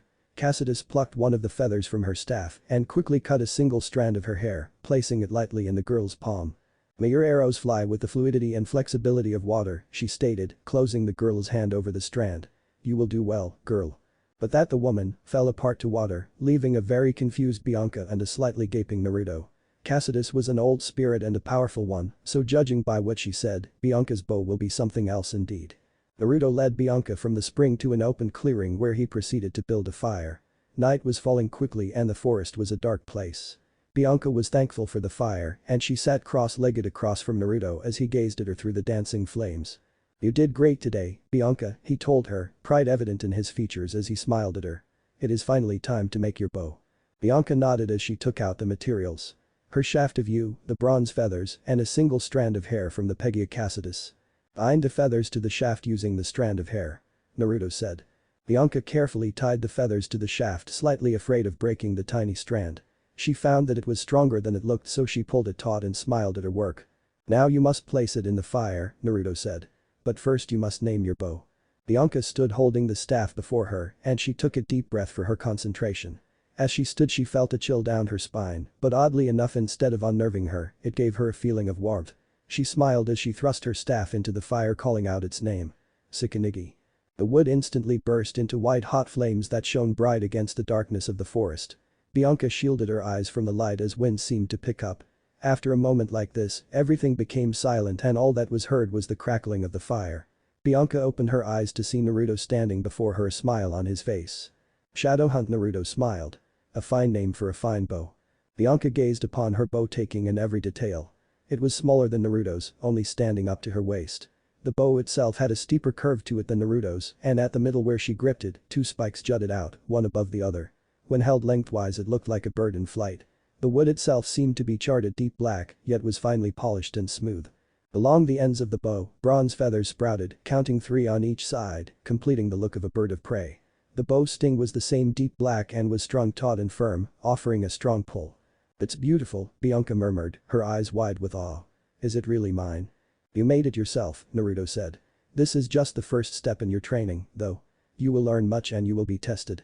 "I'm ready for it," Bianca said defiantly. "I want to be a hunter." Naruto smiled as the moon grew high in the sky, flecks of gold reflected from pools of deep blue. "Well then," he said. "Mother is watching, so let's not waste time. Next lesson. Finding tonight's dinner." Naruto tossed the girls a quiver of arrows like his own, only the leather was tanned black to match her bow. Bianca smiled as she followed her teacher into the surrounding forest, the darkness enveloping them, even as the moon lit their way. Naruto was not a happy camper. When he and his apprentice had returned to camp at midday after training in the forest, he had been informed of Zoe's dream in regards to his mother. Needless to say, he was livid when Chiron denied their request to leave, and even more so when they were forced to engage in the capture the flag game while his mother needed him. He, like Zoe, found himself sending the horseman heated glares, his eyes voicing his distaste for being here. Thalia had asked what was wrong after noticing his discomfort, and she, too, was wondering why Chiron would not allow them to go. Regardless, everyone was getting ready for the game. It was going to be a small one. 13 hunters and about the same number of campers were going to take part. The hunters were silent as they strapped on light armors, sometimes whispering harshly, obviously shaken by the news of their lady. Naruto recognized the boy from the armory that he had seen on his first day was fighting for the campers, as well as some other rather burly-looking guys. Alongside them were the twins who had been breaking into the camp store not long ago, and his apprentice's little brother. He also noted that a number of them were very angry for some reason or another. The angry ones all had perfectly shining white teeth which were grit tightly in rage. "Who pissed in their cornflakes?" he mumbled. He picked up a long piece of deep blue cloth that signified his allegiance in the upcoming game, not wanting to weigh himself down with armor. As Naruto moved to tie the cloth around his head, he was overcome by pain as he fell to his knees, clutching his head. "Naruto, close your eyes. There is something I want to give you. Congratulations on graduating. Let's celebrate. I'll buy you a bowl of ramen." That man's smiling, scarred face floated in and out of his mind. He was important to him. Where had he met this man he couldn't remember? Iruka-sensei. That was the name. Naruto. He mumbled as he came to, his vision blurry. "What happened?" "You just started screaming then you passed out," replied the voice that he now recognized as Thalia. "You had us worried. What happened?" "Nothing," Naruto said, regaining his bearings and slowly sitting back up. "I'm fine, just some sort of freak headache, that's all." "You don't look fine," Thalia stated and Bianca nodded her accent. Truth be told, he didn't feel it either, being slightly pale and sweating. He looked sick. "Just drop it," he urged, sending Thalia a pleading look. "Fine." She relented but held his gaze long enough to let him know it wasn't over. Bianca had long since tied another deep blue cloth around her head in preparation for the game. As everyone was readying themselves, she and Naruto moved off to the side and he taught her how to check her bow before battle, as well as a quick drill over notching speed with her arrows. It wasn't long before Chiron's hoofs thundered on the pavilion floor. "Heroes," he called. "You know the rules. The creek is the boundary line. Red team Camp Half-Blood shall take the west woods. Hunters of Artemis blue team shall take the east woods. I will serve as referee and battlefield medic. No intentional maiming, please. All magic items are allowed. To your positions." The hunters, led by Zo, head into the east woods and after a short trek, found a clearing to set their flag in. It was small but sloped up near the end and the trees along the edge were particularly tall. The hunters all went to a knee before their lieutenant Naruto and Bianca did the same, only separating themselves slightly from the main group. The hunters have never lost a game of capture the flag. It shall not be any different this night. Zo stated firmly. That said, I know that Our Lady's plight has us all on edge, but thou all must stay strong and honor her with our victory tonight. The hunters cheered and clapped, lifting the somber mood that the day had been bathed in. Now, she began. Our strategy doth be a simple one, as we hold a great advantage over the half-bloods. Yeah, agreed one of the newer hunters, we don't have any stupid boys on our team. Zo smiled wryly as many voiced their agreement. On the contrary, dear sister, it is thy only brother, our dear Naruto, that shall seal our victory this night. Whispering broke out among the ranks but was silenced as Zo continued. Come now, my sisters, those of us that were there for his childhood, know very well that no one, save for Our Lady herself, can traverse the forest with such ease as our brother. That child led us on grand chases through the forest, spoke one of the senior hunters. And his feet never once touched the ground. Naruto smiled to himself, remembering his youth among the hunters. The pranks, the jokes, the laughter. Stories by the campfire and so many loving sisters to watch over him. He sighed. How he missed his childhood. Bianca was enthralled in the story, wanting to learn more about her mysterious teacher, but near the end, something struck her. How? She asked Zo, causing Naruto to look towards her. How can you run without touching the ground? The newer hunters once more found themselves feeling out of the loop. There was just so much about this boy they didn't know. Zo smiled at their questioning looks as she turned to her little brother. How indeed, she pondered, a sly smile stretching across her face. How dost thou run without touching the ground, Naruto? Naruto smiled at his sister before replying. I call it tree running. Naruto stood high on a tree just above the boundary line. He could see a group of hunters trailing a group of campers to the left. On the right, he watched as Zo moved to intercept Thalia and her group. From his elevated position, he could see Percy and a few other campers at what Zo called Zeus's fist. She had been right. It was a very defensible position and the odds-on choice for a base. He smirked as Percy rushed forward and leaped over his head, meeting him halfway to the boundary line before advancing on their base. Naruto stopped just short of the clearing in which the peculiar rock formation resided. 4 guards, one being very inexperienced. He smiled to himself, this would be just too easy. He reached into his quiver pulling out what he somewhat affectionately called fart arrows, taking aim at the 2 sneaky-looking campers' feet, he let the arrow fly and it exploded into a medium-sized cloud of noxious yellow smoke. The blast alerted the other 2 guards who immediately drew their weapons, one albeit a bit clumsily. Naruto smirked and pulled from his quiver another of the non-lethal arrows he had prepared for this match. Taking quick aim at the larger, more experienced guard, he let 4 arrows fly as they spread to reveal a net which hit the camper and pinned him to the ground. To the boy's credit, he was strong enough to dislodge the arrows, but his flailing only served to tangle him further. He leaped into the clearing, effectively drawing the attention of the final guard, his apprentice's little brother. The boy stood defiantly, despite the fact that he was visibly shaken, his 2 big armor hanging off his form as he struggled to keep his sword raised. Still, that glint in the boy's eyes showed determination and courage that deserved to be recognized. Naruto collapsed his bow into its charm form as he took one of his tri-tipped blades from his holster. Okay kid, he said, slipping into a comfortable fighting stance. We have a few seconds, bring it on, blade to blade. The boy's eyes sparkled with joy at the thought of crossing blades with someone, and with a raging battle cry, he charged, his blade held high. He was a pace away from Naruto when he brought the blade down, its length leading it to cut through the older boy's left shoulder. Naruto caught the blade between one of the outer prongs, pressing the flat of the main blade to that of his opponent's, and he forced the weapon from the boy's hand before shoulder, checking him to the ground. You'll get better with time, he said to the gasping boy, before leaping up the many stones and grasping the flag. From his vantage point, he could see yellow plume of smoke and a startled cry that sounded a lot like Thalia. With a huge leap that even he was surprised he made, he cleared the distance between the rocks and the woods and continued on through the trees. He cleared the boundary line, dropping to the forest floor right in front of a winded Percy who looked flabbergasted. Naiko and the larger camper came running from the opposite side as the two groups converged on the creek, the hunters cheering loudly. Tyron came galloping in with the two sneaky-looking kids on his back, both green in the face. "The hunters win," Chiron announced without pleasure. Then he muttered, for the 56th time in a row. "Perseus Jackson."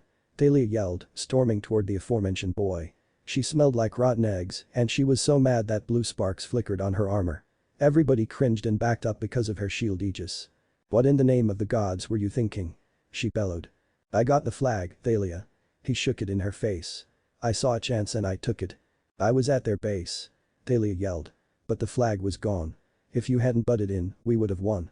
You had too many on you." "Oh, so it's my fault." "I didn't say that." "Arg." Thalia pushed him, and with a crack and a spark, he flew backward 10 feet into the water. Some of the campers gasped. A couple of the hunters stifled laughs. Naruto wished he had a camera. "Sorry," Thalia said, turning pale. "I didn't mean to." A wave erupted from the creek, blasting into Thalia's face and dousing her from head to toe. Percy stood up. "Yeah," he growled. "I didn't mean to, either." Thalia was breathing heavily. "Enough," Chiron ordered. But Thalia held out her spear. "You want some, seaweed brain?" "Bring it on, Pinnacle face." "That's enough you two," Naruto said, deciding it best to end this. Thalia wavered, but Percy held strong, his sword raised. "She started it." "Yeah, by accident," Naruto deadpanned, and she tried to apologize, "but you just had to get your 2 bits in with that last splash and start everything back up." Percy had the decency to look slightly ashamed, as did Thalia. "I didn't mean to shock you," Thalia said, "it's just that my abilities are linked to my emotions. I was angry, instant taser." "Yeah," Percy said, "sorry for getting you wet." Naruto laughed.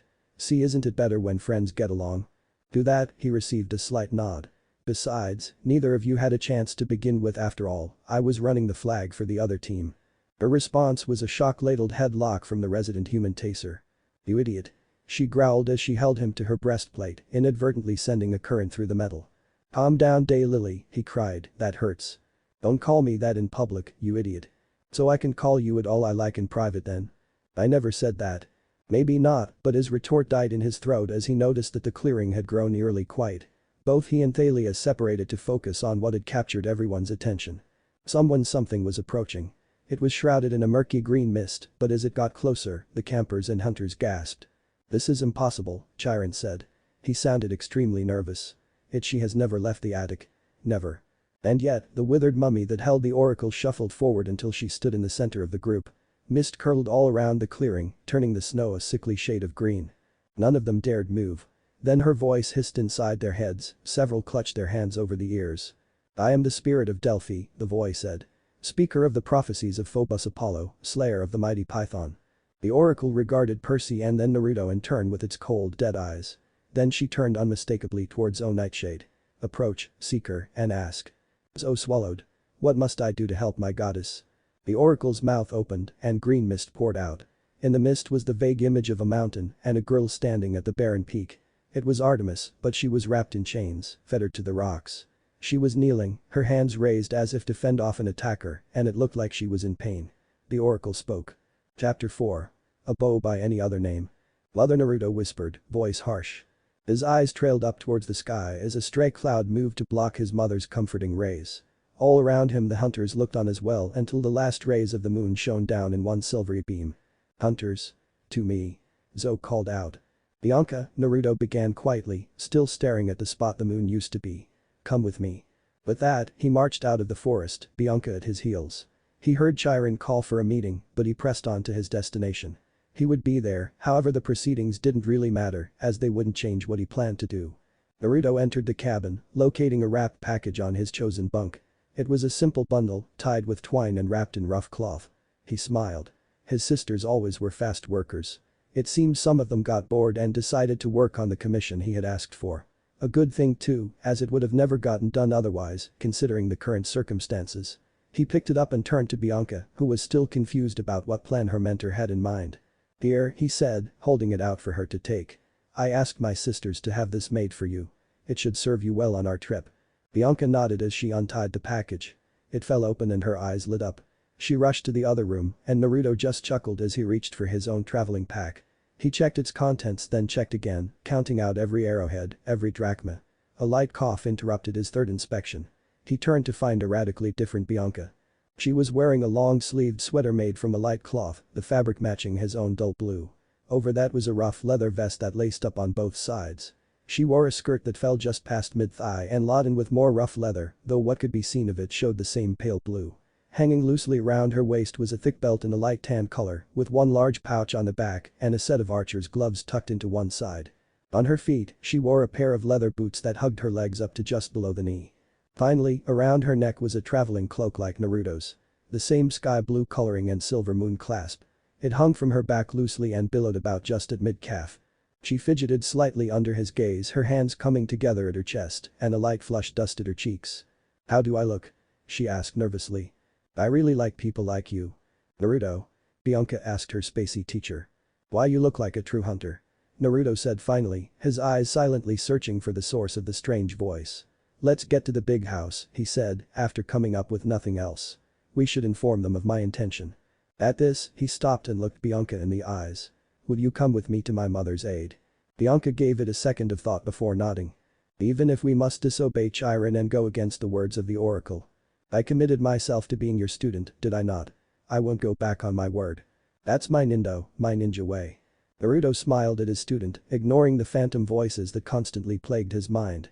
Back at the big house, the council was held around a ping-pong table in the rec room. Dionysus waved his hand and supplied snacks. Cheese whiz, crackers, and several bottles of red wine. Then Chiron reminded him that wine was against his restrictions and most of the campers were underage. Mr. D sighed. With a snap of his fingers the wine turned to Diet Coke. Nobody drank that either. Mr. D and Chiron, in wheelchair form, sat at one end of the table. Zoe Nightshade took the other end. Thalia and Grover and Percy sat along the right and the other head counselors Beckendorf, Selena Beauregard, and the Stoll brothers sat on the left. The Aries kids were supposed to send a representative too, but all of them had gotten broken limbs, accidentally, during Capture the Flag, courtesy of the hunters. They were resting up in the infirmary. Zoe started the meeting off on a positive note. "This is pointless." "Cheese whiz," Grover gasped. He began scooping up crackers and ping-pong balls and spraying them with topping. "There is no time for talk," Zoe continued. "Our goddess needs us. The hunters must leave immediately." "And go where?" Chiron asked. "West," Zoe exclaimed, her tone exasperated. "Thou hath heard the prophecy. 6 shall go west to the goddess in chains. We shall gather 6 hunters and go." "You're missing something, as usual," Thalia muttered. "Campers and hunters combined prevail. We're supposed to do this together." "No. The hunters do not need thy help." Thalia grumbled. "Nobody has said thy in, like, 300 years, Zoe. Get with the times." Zoe hesitated, like she was trying to form the word correctly in her mind first. "Yer. We do not need your help." Thalia rolled her eyes. "Forget it.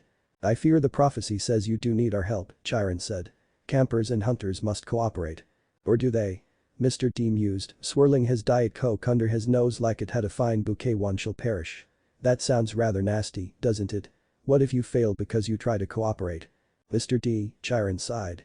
"With all due respect, whose side are you on?" Dionysus raised his eyebrows. "Sorry, my dear centaur. Just trying to be helpful." "We're supposed to work together," Thalia said stubbornly. "I don't like it either, Zoe, but you know prophecies. You want to fight against one? If you intend to stick so closely to the prophecy then you may have to work around me," came a familiar voice from the doorway. Everyone turned to see Naruto, his travel cloak resting on his back and hiding his pack, and Bianca at his side, similarly dressed. Her hair was in an elastic, much like Naruto's, but there was a comb stuck in it that was trimmed with bronze feathers. "What do you mean by that?" Chiron asked, a noticeable shine in his eye. "Simple. My apprentice and I are leaving tonight in search of my mother," he told them. "Ah, yes, but the prophecy," Mr. D began. "States that 6 shall go west. It never said all at once. Regardless, prophecy or not, I will be leaving," Naruto stated, and there was no uncertainty in his voice, only determination. "And I refuse to not be included in this quest," Zoe said adamantly. "So do I," Thalia agreed. She would do anything to make up the department she owed Naruto. "And me," Percy added, receiving a look from Thalia. Luke was involved in this somehow and he needed to find out what was going on. "Very well," Chiron sighed with reluctance. "I do not believe I can dissuade you from your chosen paths. However, the prophecy does state campers and hunters combined prevail. As it is, there are 3 hunters and 2 campers, it is only fair that one more camper join the quest. Now do we have any?" "Me?" came a voice from the door as it burst open, Annabeth rushing in. Jiren looked over the assembled group. Naruto, Thalia, and Annabeth standing out among them. These three, after being apart for so long, the centaur was no stranger to betrayal. In his long life, he had fallen prey to false friends once or twice before. These three needed this quest, this chance to put their doubts to rest, to either redeem their friend or end him. Then we are all set, Jiren stated, masking his somber thoughts with a smile. So, Naruto started, turning to address O. We both head west. She nodded. I hope we find each other at the end of this road, sister, he whispered. If I don't, she replied, catching him in a short embrace. Bring death to those who dare capture the moon, little brother. I swear on my bow, he agreed, as she stepped away. And I on mine, to the same vow. She smiled. That's the promise of a lifetime. Naruto shook his head for what felt like the millionth time.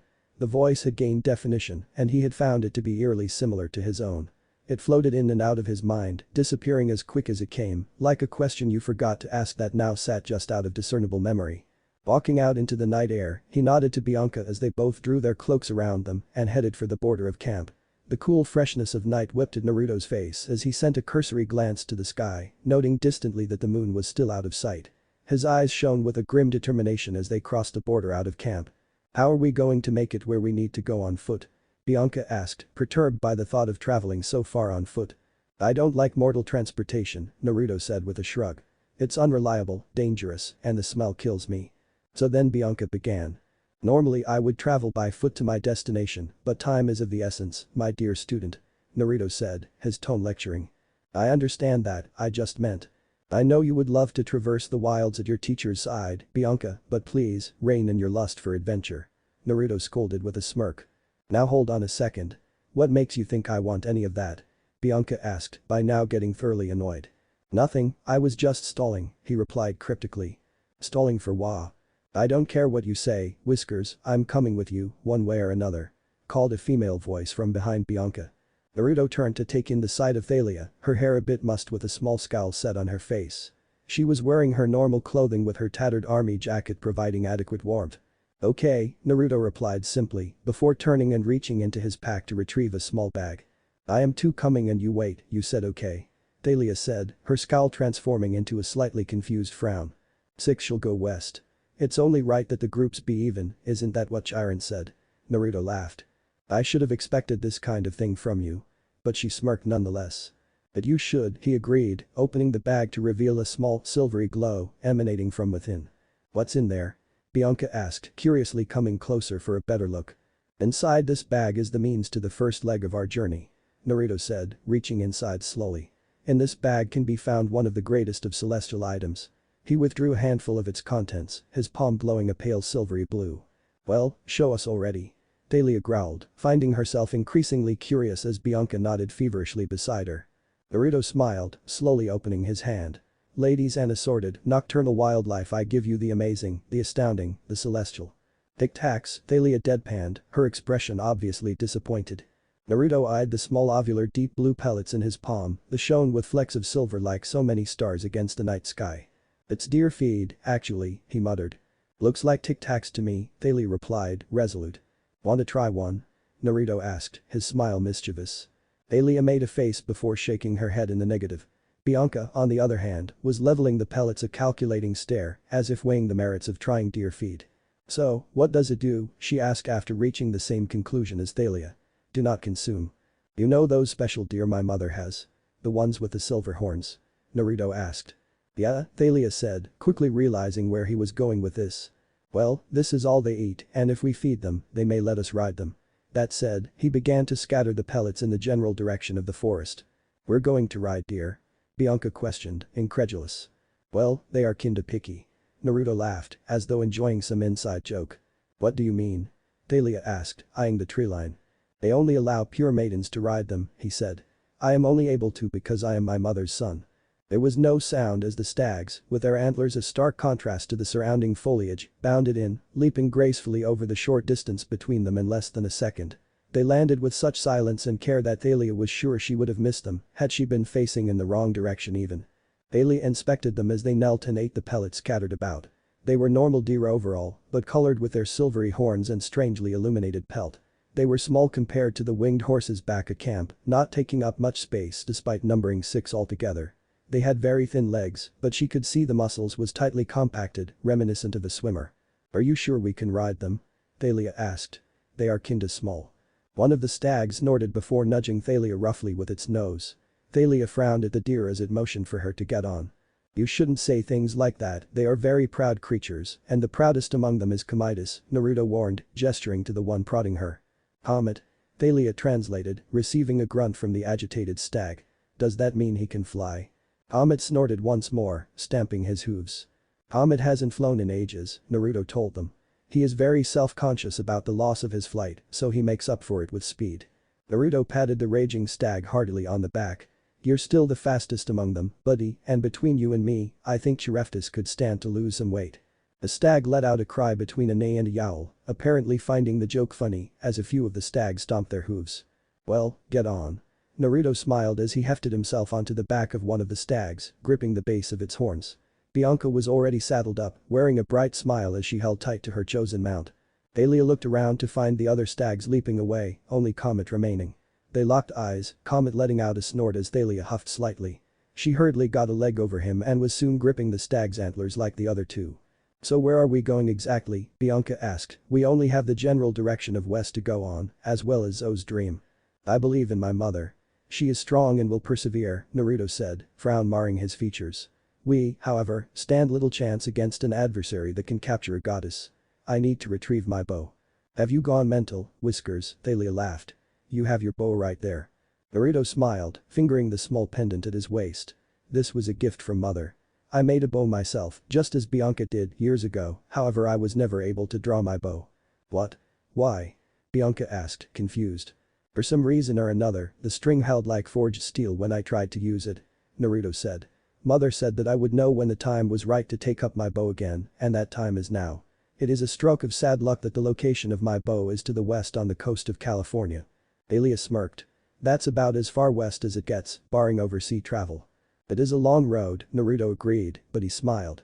"We should get moving." "On calm." "No," Thalia stated plainly and even Comet stamped a hoof below her. "You're no fun." Naruto mock pouted before he sighed. "Anyway, try to distribute your weight evenly, leaning slightly forward so you don't put too much pressure on their heads." "Got ya," Thalia nodded, trying to get into position before they got going. "Roger." Bianca smiled, practically giddy with anticipation. "Just one last piece of advice," Naruto started as the stags beneath crouched slightly in preparation. "Hold on tight." With a jerk that had them all reaffirming their grips on the stalks of their mounts' antlers, they were off. They flew through the forest, heading due west. Through the changing terrain, they seemed to never lose their stride. The stag's nimble legs always found purchase on the steepest of cliff sides, pushing on and showing no signs of fatigue. Comet led the pack with Thalia, who wore a manic grin, thoroughly enjoying the thrill of the wilderness passing them by, faster and faster. After 4 continuous hours of travel, the stag stopped in a small clearing near the side of a river. The stags knelt by the water, drinking heartily. The 3 demigods dismounted and headed up from the bank before settling down on the grassy earth. "Where are we?" Thalia asked as Bianca began to inspect her bow. "Somewhere in Virginia," Naruto said, glancing about. "Hard to tell exactly where, though this place seems familiar." "Yeah, I know what you mean. I feel like I have been here before," Thalia said, trailing off near the end. A horrible shrieking filled the night air, followed by the sound of rushing water and stomping hooves. "Indus worms," Naruto shouted, reaching for his bow as he watched one of the sea worms wrap its body around Comet and another burst forth to take a stag for itself. However, before he could notch his arrow, he saw another black feathered shaft flying towards them. It was aiming dead center between the two beasts. "The IAIQ'd RESI-1," Bianca shouted. With that declaration, the arrow seemed to phase out of existence before 2 flashes of bronze flew out from its previous position. The worms were hit square in their heads, releasing their captives who trotted away from the water. "Split," Naruto smiled, his eyes approving. "It seems your arrows can break apart into the bronze feathers of the Stymphalian bird, and the hair of the nymph allows you to control its path." "The word just appeared in my mind," Bianca said, feeling a bit bewildered. Naruto chuckled as he lifted 2 small vials of fresh oils from the river bank. He walked over to Bianca and took her hand. Bianca's cheeks dusted the slightest tinge of pink as he placed the vials in her hands, looking at her with a bright smile. Thalia tried to ignore the pang of jealousy she felt at the gesture. "I am very proud of you. Your fifth successful kill and trophy, and it was a double shot." Naruto laughed. "It was nothing. I didn't even know what I was doing at the time." She laughed nervously. I will admit that it was a very lucky that you realized your bow's ability in time. You need to work on your skill under stress, Naruto told her. Opsis, Loxos, and Hikargos, Bianca stated. Aim, trajectory, and distancing. The 3 principles of archery. Never forget them even in the heat of battle. I won't. Bianca said, determined. Hold on to these. Gods are more inclined to hear your prayers if you offer something of value in return, he advised. I know for a fact that Hermes uses the oil to clean and maintain those flying shoes of his, and my uncle uses it on his chariot. Bianca nodded, placing the 2 vials in her hip pouch. Well, now that we've had our mandatory evening monster encounter, Thalia said with a chuckle. I think we should get some rest. Naruto nodded as he followed Thalia to the cliff face where they found a familiar enclave. I'll go find us something to eat, Naruto said. Bianca, you cover the entrance, and Thalia. Get a fire going. So what am I, a lighter? Thalia joked, snapping her fingers to generate a spark. No, of course not, Naruto replied casually. I've never used a lighter, but I am almost positive one wouldn't sass me. This earned a chuckle from Bianca who was starting on her task and a small growl from Thalia who proceeded to throw a rock at the blonde hunter. They woke the next morning with sounds of calling birds and after a quick breakfast of leftover rabbit and wild berries, they were off once more on deerback. Riding hard, the stags made up for their lack of flight, bounding over streams and rivers, running nimbly through the densest of forests. By midday, they had made it to the southern tip of Missouri, where the stags had to stop to rest and allow their riders to stretch their legs. So, once we get your bow, where are we going? Thalia asked. San Francisco, Naruto said. That's where mother was headed. It's going to be dangerous, Whiskers, Thalia warned. Well then it's a good thing I have you there to protect me, Daylily. Naruto punctuated this statement with a smile directed at Thalia, the same smile he gave her that night, his face caked with dirt and blood. Her teeth clenched as she averted her gaze. She wouldn't fail him again. What's so dangerous about San Francisco? Asked Bianca and Thalia sighed, thankful for the change of subject. The mist is really thick there because the mountain of despair is so near. Naruto answered. Titan magic or what's left of it still lingers. Monsters are attracted to that area like you wouldn't believe. What's the mountain of despair? The site of the Titan Atlas's punishment. It is the place from which he carries the very sky on his shoulders. Naruto sighed. It is also the most likely location of my mother. Bianca would have mostly likely asked something else, if not for the whistle that pierced the relative silence of the clearing. In the distance, the 3 could make out a black dot that was quickly getting bigger. What is that? Thalia asked. It's moving far too fast. Bianca said slightly anxious. With another high-pitched screech the object came into focus, its wheels screaming and whirling at speeds unimaginable. It's a train, Naruto said, sounding vaguely surprised. But something is weird about it. Indeed something was. It looked as if someone had pressed fast forward on the train itself. It moved in a blur of color down the tracks, riding hard and fast, heading perfectly west. You should probably catch that, came a voice from seemingly out of nowhere. Fastest way west in all the country.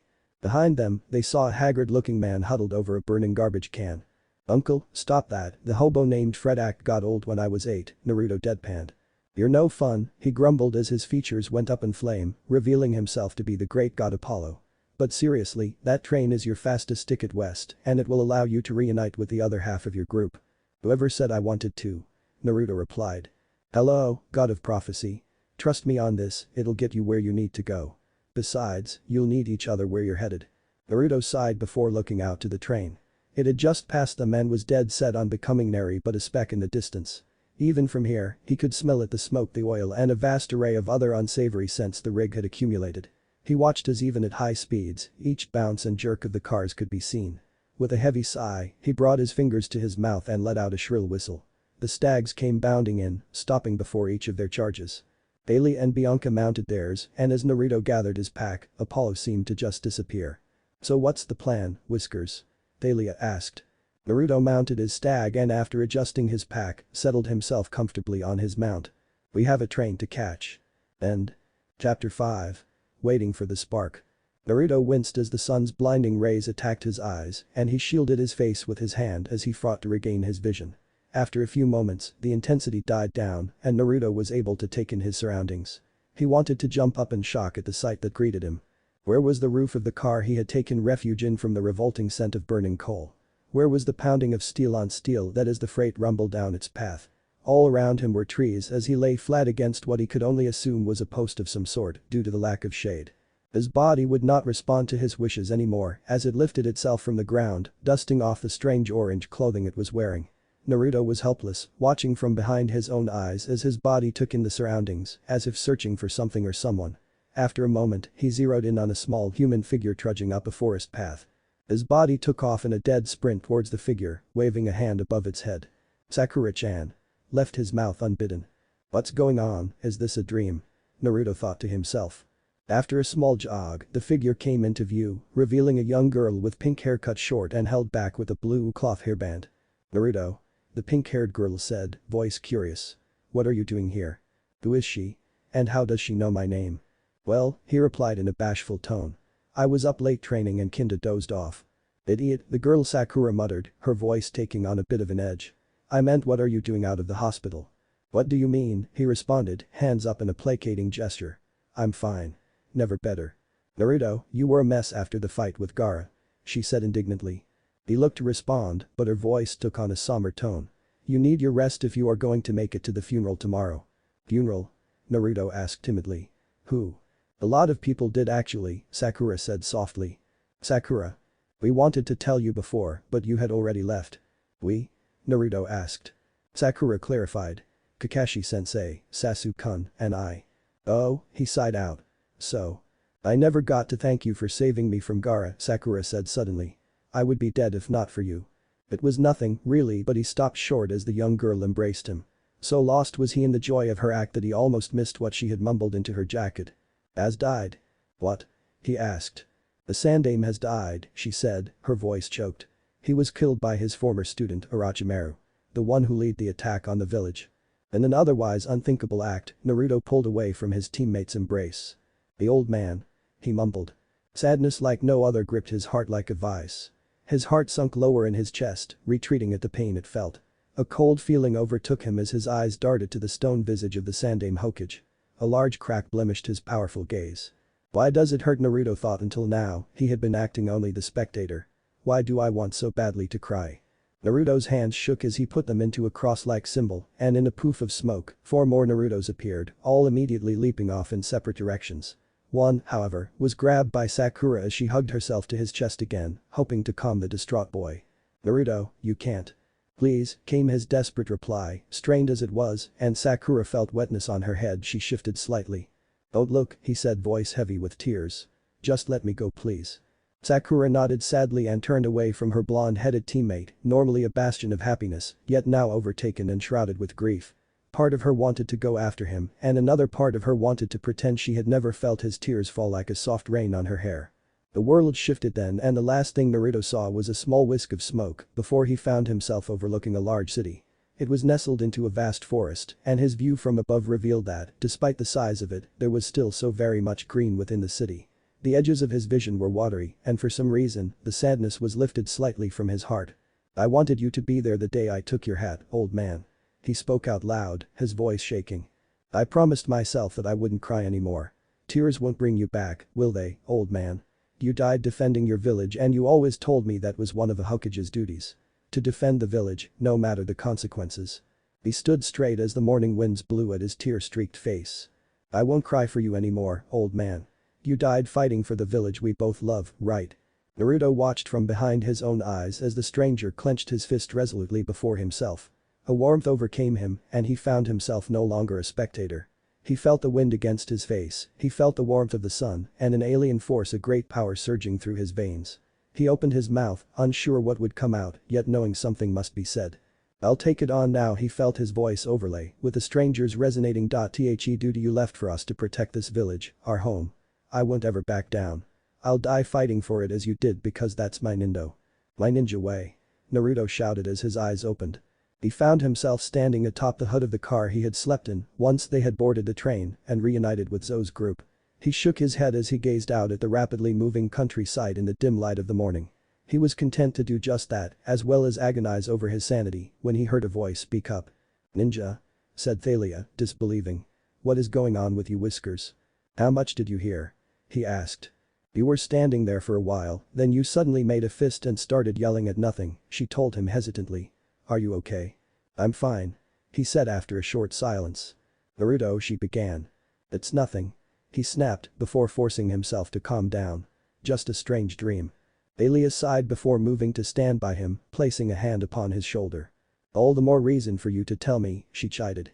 You know how it is for us demigods and dreams. Naruto tried to think of an objection, but relented. Maybe Thalia could make sense of his strange dream. With a sigh, he began to recount his experience, from the sense of detachment from his body to the final moment of realignment. Thalia looked pensive for a moment, then shrugged. I really can't see a connection between your dream and our quest. It seems to me that it's more like a regular dream, but even then, it's way too detailed. Normally, you would forget bits and pieces of it. I could feel it though. He said, his voice slightly wistful. It wasn't the phantom feelings of a dream, and it wasn't just from being out here. The wind was soft and gentle, the sun was warm on my face, and the sadness I felt was real. Thalia palmed her face. This is far too confusing. I mean, what are you doing?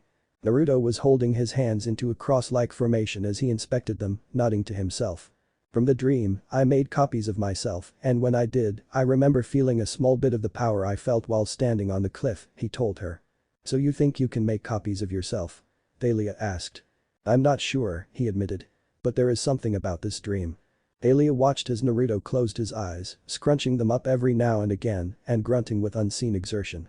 He was about to give up when he felt a small tingle of power. However, it was different from before.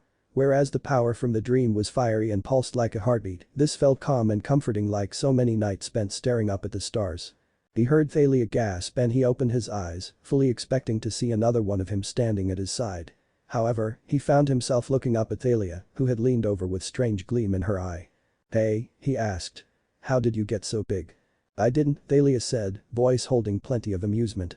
It looks like you came into one of your mother's blessings. Naruto was going to ask what she meant when he felt her lift him into the air. The back end of his body hung and his tail swung freely from. I have a tail. He shouted. Yes, you do. That's not supposed to be there. I am aware of that. What are we gonna do? He asked. Take a picture. Naruto growled. What am I exactly? Thalia examined him. He looked like a fox, however the coloration was off. The fur along his body was flecked with gray, while his legs were both jet black. His tail was tipped with white and his coal-black ears stood up on end. The fox, she replied finally, unsure as she was of the exact type. Why in the world did I turn into a fox? He asked, though it seemed to be a question asked more to himself than anything else. I had always wondered what special skills you received as a son of Artemis, Thalia admitted. I have some control over lightning, and I am sure there are some other skills I have inherited that I just haven't found yet. The kids at camp all have special abilities that are in tune with their parents. It's only right you would get something as well. So I have always been able to do this? Naruto asked, incredulous, as he wiggled out of her grasp. He trotted his way down the length of the cargo train, his tail bouncing with every step. He tried to look inward and focus on his old body, and as he did so the power came back. He opened his eyes this time and watched as he grew back up to full height, wisps of silvery white smoke coming of him. This still doesn't answer the dream, he sighed to himself. Or the voices. Voices? Thalia growled. Thalia, so you followed me all the way over here, huh? It's 4 yards away.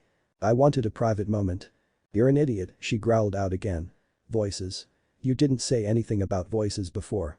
It started the night of my mother's disappearance, he said. It's like someone whispering in my ear. What did they say? Thalia asked, not at all liking the idea of voices being in her friend's head. Simple things, he replied vaguely. It seemed more like they were triggered by things other people said or did. Thalia sighed. Naruto had been such a strange guy ever since she met him. It was one of the things she liked best about him, never a dull moment and all that. This was different, however. It seemed like this was really bothering him. Forget about it for now, she relented at last, hesitant though she was. As long as it doesn't get in the way of things, you should just let it run its course. As time goes on, maybe you'll find out more, or maybe it will go away altogether. Naruto smiled. I guess that's the best I can do at this point. And now you can turn into cute fuzzy animals. Thalia laughed. Cute. Thalia stopped laughing when he spoke. Do my ears deceive me, or did Thalia just call something cute? Fuzzy too. She smirked. And if you want to keep your tail or any other such appendages, you will shut up now. There was a swirl of silvery smoke as Naruto changed to his previous form. You wouldn't hurt me, would you, Daylily?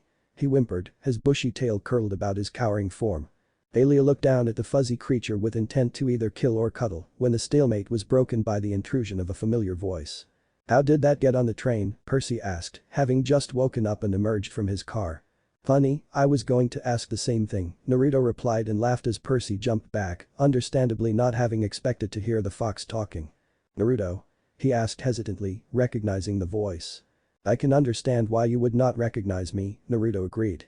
I have become considerably more furry. Percy looked on dumbfounded. You have a tail. I know. That's not supposed to be there. That's what I said. As far as we can guess, it's one of Naruto's demigod talents. Like your waterworks or my electricity, Thalia told him. Mother was known for taking the form of forest creatures from time to time, Naruto put in. Even more than that, she was known for turning other people into animals, mostly foolish men. A thoughtful expression overcame his foxy visage before he grinned a vulpine grin. Oh Percy. No. Common, I've always wondered what mom got out of turning men into jackalopes, he whined as he stalked forward, tail waving slightly. Percy backed away, running directly into the sleepy Annabeth. Percy? She questioned. What's wrong? Naruto was at this, he looked back to find Naruto back in human form and chatting with Thalia. What was he doing? Annabeth asked with a small smile. Unbeknownst to Percy, she knew the games her surrogate brother played. He wanted to turn me into a jackalope, Percy finally answered. Annabeth smiled, holding her hands up to Percy's head and splaying them out to look like antlers. I like it. She smiled. Percy would have been angry had he not been so focused on her smile, he hadn't seen her smile like that since Thalia first left her tree. And for the finishing touch, Thalia laughed as she placed her hands into a set of bunny ears on his head. The resemblance is uncanny. Naruto nodded his approval. I may as well make you one. It would be a great improvement, I'm sure. Percy frowned, batting away their hands.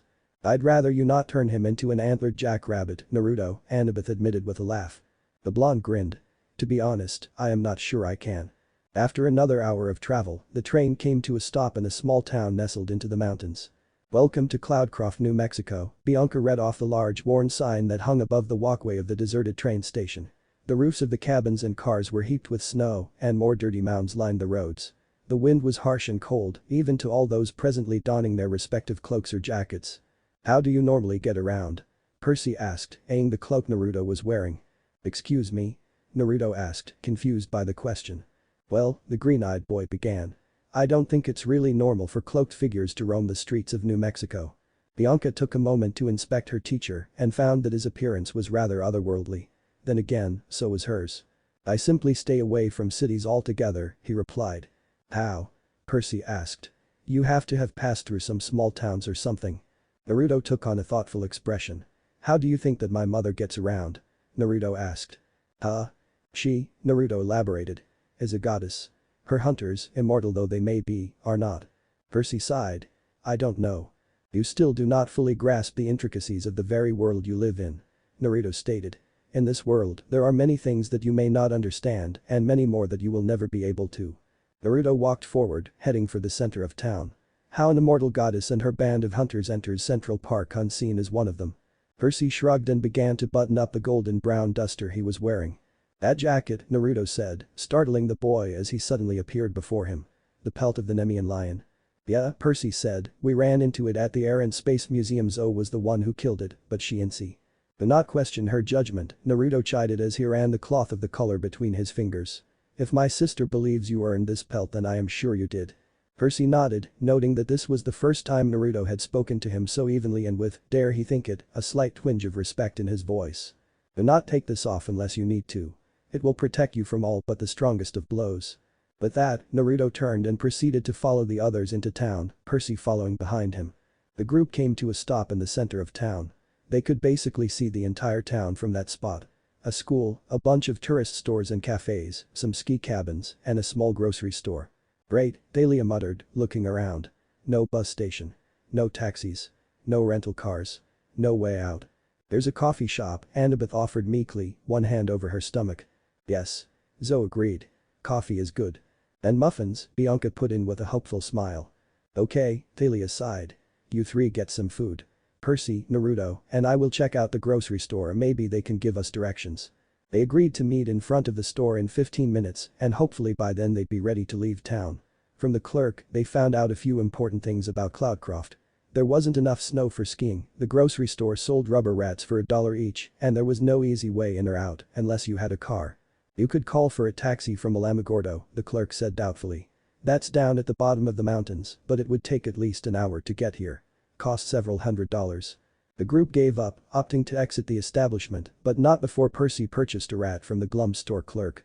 The trio found themselves seated on the porch of the old store, awaiting the rest of their group. "Wonderful," Thalia grumbled. "I'm going to walk down the street. Maybe see if anyone in the other shops has a suggestion." "But the clerk said," Percy began. "Just drop it," Naruto interjected as he watched Thalia stomp away. "She won't listen anyway." "I think she's angry with me," Percy stated. "Why?" "We were talking last night," he said. "About the quest and about Luke." "Luke," Naruto repeated, letting the name hang in the air. "You knew him too, right?" "Yeah," Naruto said. "Not as long as Thalia or Annabeth, but long enough to make a friend of him." "Yeah, he's a really easy guy to like. I thought he was my friend too." "Luke still is my friend," Naruto told him, sighing. "There was a time when we were like brothers." "He has done some really bad things, Naruto," Percy began, hoping to convince him. "He isn't the person you used to know." "You misunderstand me, Percy," Naruto said, his voice low. "You misunderstand both Thalia and me." "What do you mean?" the younger boy asked. "I have heard of my wayward brother's exploits," Naruto replied. "The deeds he has done, the wrongs he has committed." He gripped the railing of the porch tightly, his voice taking on a slight edge. "But I can't give up on him until I see it for myself. I am sure that Thalia feels the same." In the distance, they could see Zoe, Annabeth and Bianca all loaded down with pastry bags and drinks. "Isn't what he has already done enough?" Percy insisted. Naruto sighed. "I want to believe that I can change his mind. That I can bring him back and we can be brothers again." He reached into his pouch, producing one of his tri-edge blades, and he gripped it tightly. "But if I can't, I will end him and save Sasuke from himself." "Save who?" Percy asked, blinking. The blonde looked over to him with a shocked expression, unable to find an answer. "Who is Sasuke?" Percy reiterated. Naruto choked. I don't." "Hey," Thalia yelled, running up the street, spear in hand. "I just saw some weird skeleton things coming up the road." "This is bad," Percy muttered, eyes narrowing. "We've got to move." They tore across the street, grabbing the rest of the group mid-run as they quickly put as much food as they could into their pockets and packs. They had reached the edge of town when they saw the first two. They were dressed in New Mexico State Police uniforms, their gray, transparent skin, a stark contrast against their black shirts and slacks. Their bones glowed faintly behind their skin and their yellow eyes shone menacingly. They drew their handguns and miscellaneous tools, taking aim as the demigods armed themselves. Percy produced his bronze sword, Riptide, from its pen form. Thalia tapped her bracelet and her shield, Aegis, sprang to life, its eyes meeting the stare of the skeletons defiantly. Naruto, Bianca and Zoe produced their bows, notching an arrow each as Annabeth took up a position at Thalia's flank, dagger drawn. "Back up," Thalia ordered lowly. As one entity, the group took a cautious step back, but stopped short as two more skeletons emerged from the surrounding foliage behind them. They were trapped. "We'll have to split our forces," Thalia told them. 4 of them. 6 of us." They nodded and in a flurry of motion, they engaged their targets. Percy launched himself at the nearest skeleton, narrowly deflecting its first shot as he proceeded to cleave its arms off.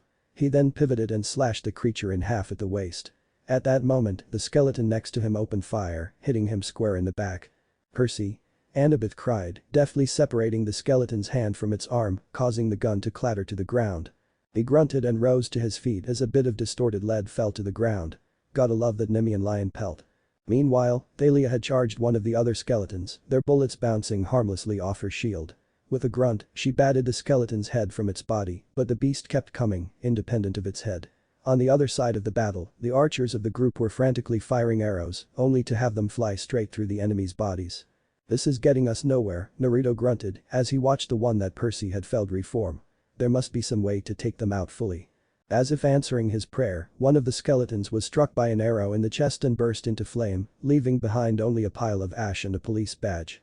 "How?" Bianca asked, flabbergasted. "Did I do that?" "Lucky shot," Thalia supplied. "Then let's try for another one," Naruto replied, tirelessly releasing arrows into the skeletal monsters, catching ribs and spines, attempting to slow them. "I don't think it will be that easy." Bianca's reply was cut off as she gave yelp. Naruto turned when he heard the yell and was greeted with Thalia's hand reaching out to him. Taking hold of her, they both gazed down at the dark chasm that had opened seemingly out of nowhere to swallow their group. The skeletal figures were closing in on them, though seemed to be extremely wary of the hole. Naruto locked eyes with Thalia as he returned his bow to charmed form. "No," she stated, looking him in the eye. "Forgive me," he said. "I have little choice." With that, he leaped towards her, wrapping her in his arms as he flipped himself below her. With an echoing scream, they plunged into the darkness. Naruto could not say for sure how he recognized the very stench of death. Perhaps it was because he had nearly been claimed by it before, perhaps it was his many hunts at his mother's side. Whatever the reason, he could smell it now as he groggily opened his eyes. He could smell and feel the stench of death clinging to him like a second skin. Naruto shook his head as he regained his bearings. Situated presently on the ground, he acknowledged the weight on his chest as Thalia, who was still out cold. From his position, he could see the solid obsidian walls and ceiling of a room. The room was dimly lit by a hearth in which he could just make out over Thalia's black hair. To his left, he could see Percy propped up against a wall, his head slumped to the side as though asleep. Annabeth lay on her side to the younger boy's right. She didn't seem hurt, but one couldn't be too sure. Bianca was to his own right, sprawled over top of Zo, who was still clutching her bow. Naruto pushed himself from the floor, ignoring the dizziness that set in as he set Thalia gently to the side. Naruto was content to wait it out till the others woke, seeing no reason to wake them for such a place, and thus he did. The first to stir was Bianca, followed rather quickly by Percy, who seemed to have shifted in his sleep and was awakened by that unmistakable sensation of falling. "What happened?" Bianca asked, rubbing her sore head. "I'll tell you when the world stops spinning," Percy grunted as he righted himself from his slumped position against the wall. "We fell," Naruto said plainly. "Very astute, son of Artemis," came a smooth voice from the darkness. Naruto was immediately on his guard, drawing one of his knives. Bianca stood by his side, notching an arrow. Percy brought Riptide to bear, though he couldn't help but feel something familiar about the presence within the room. "How foolish of you to bear arms against me," the stranger chided, his voice chilling their blood. "Brave, but foolish." As if by command, fire sprang up along the walls of the room, racing into the darkness and revealing parts of the room that had previously been hidden.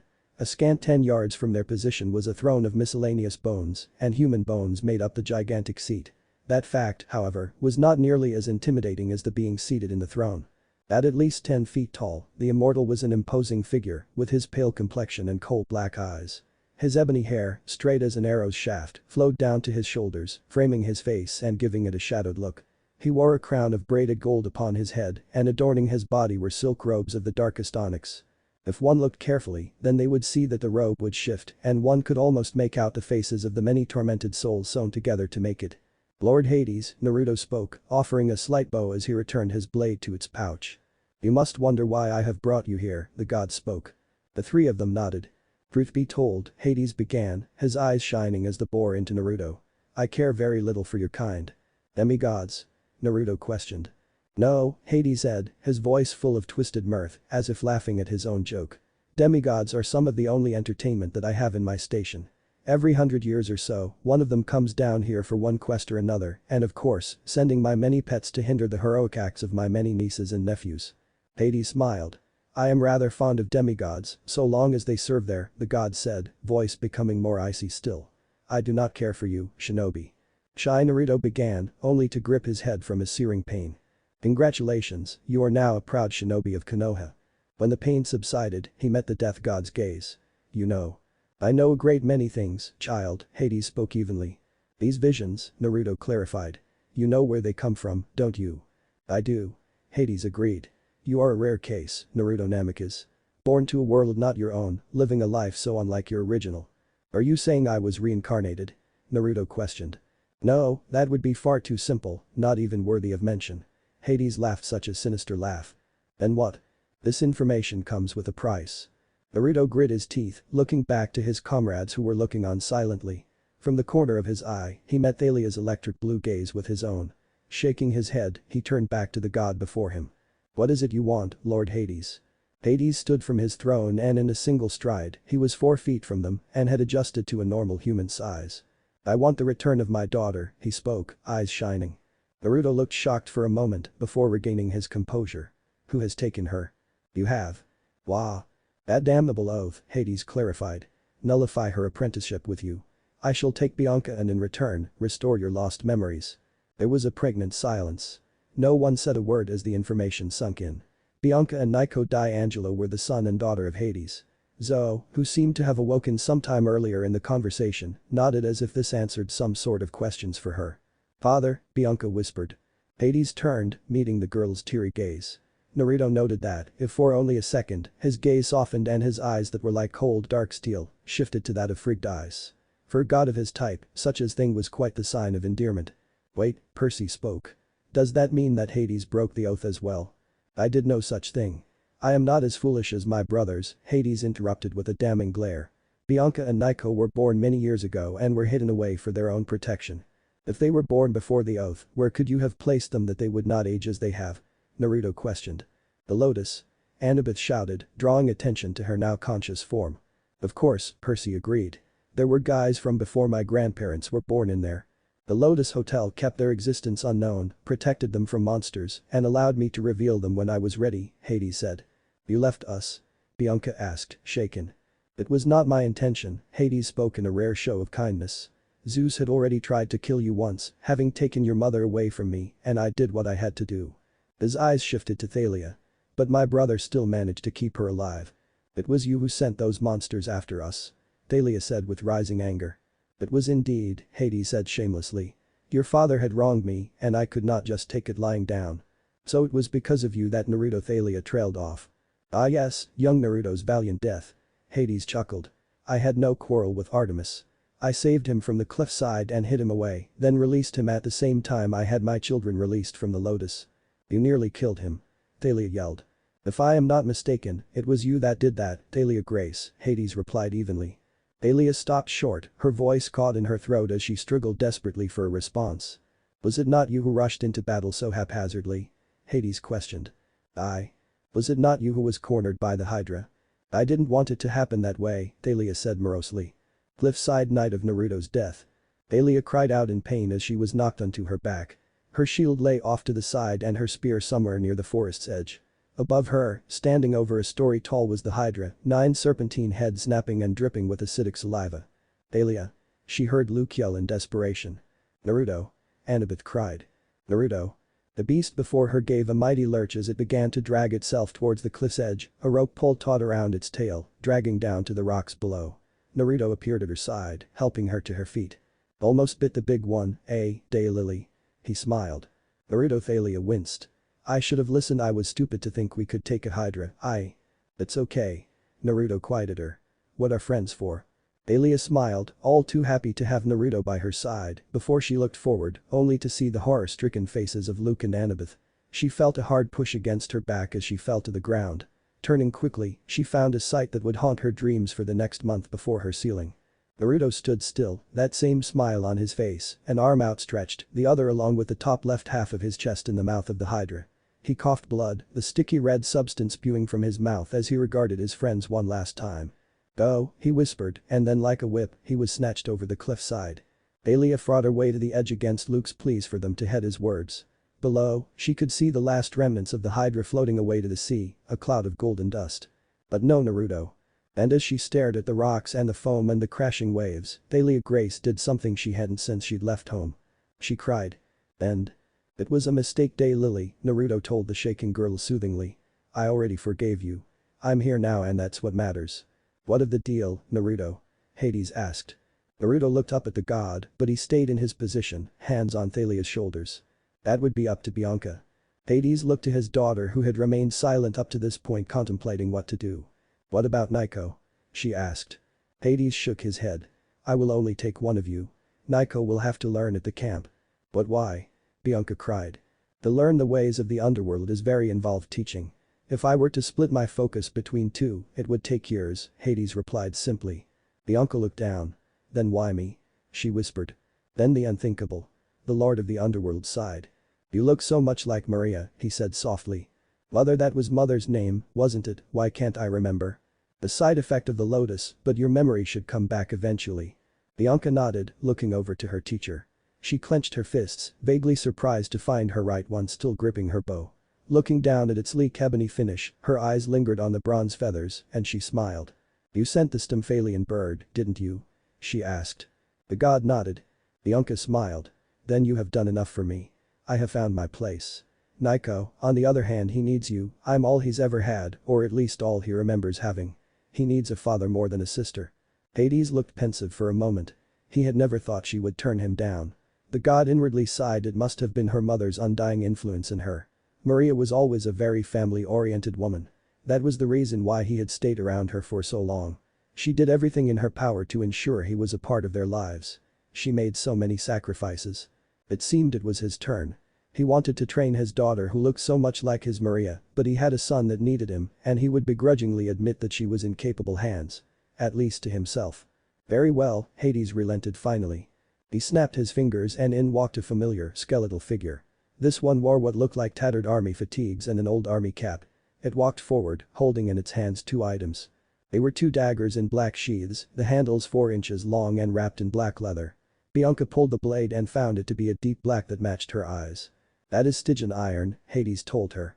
It is indestructible, and unlike celestial bronze, it does not destroy monsters. It devours them. Monsters killed with these blades will never return.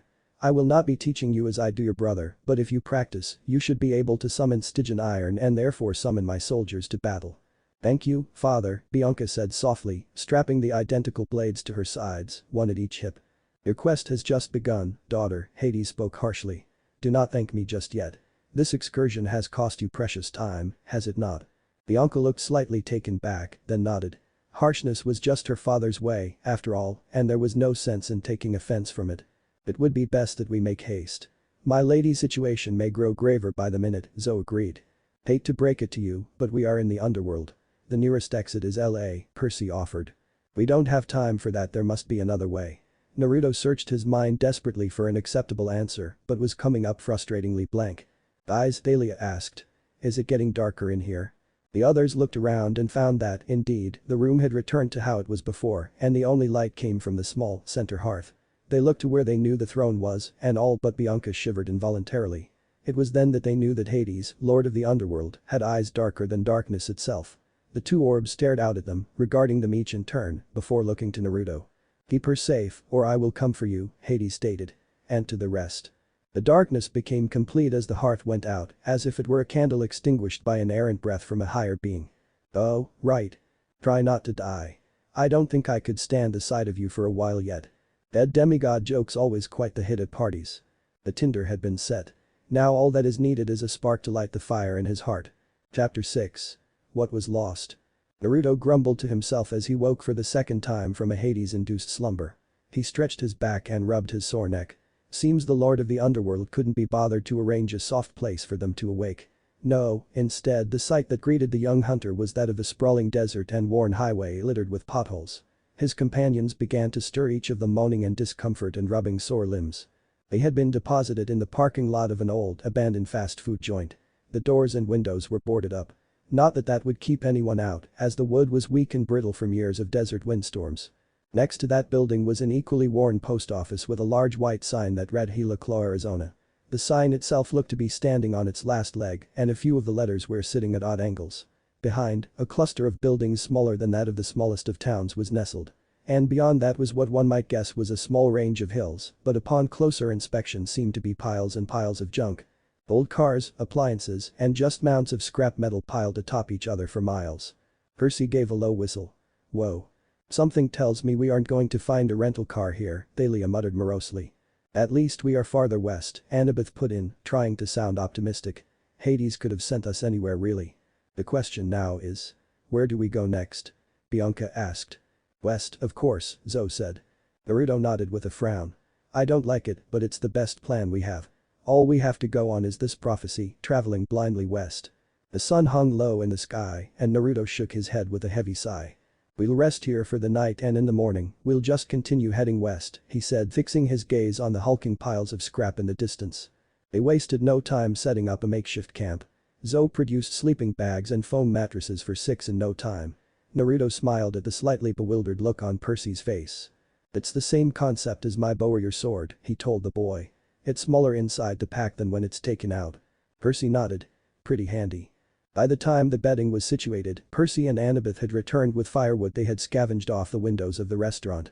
Thalia hit the pile with a quick bolt of lighting, and soon they were about as cozy as 6 teams could be in the middle of a desert. It began to cool down quickly, and they all retreated to their sleeping bags. The stars are out, Zoe said, aimed at no one in particular. Those who weren't already looking up drew their eyes to the sky in curiosity. Zoe was right. Without the creeping orange of the city lights, the stars shone in all their majesty. A million lights, some clustered, some standing alone, and through it all, wisps of silvery clouds seemed to intermingle.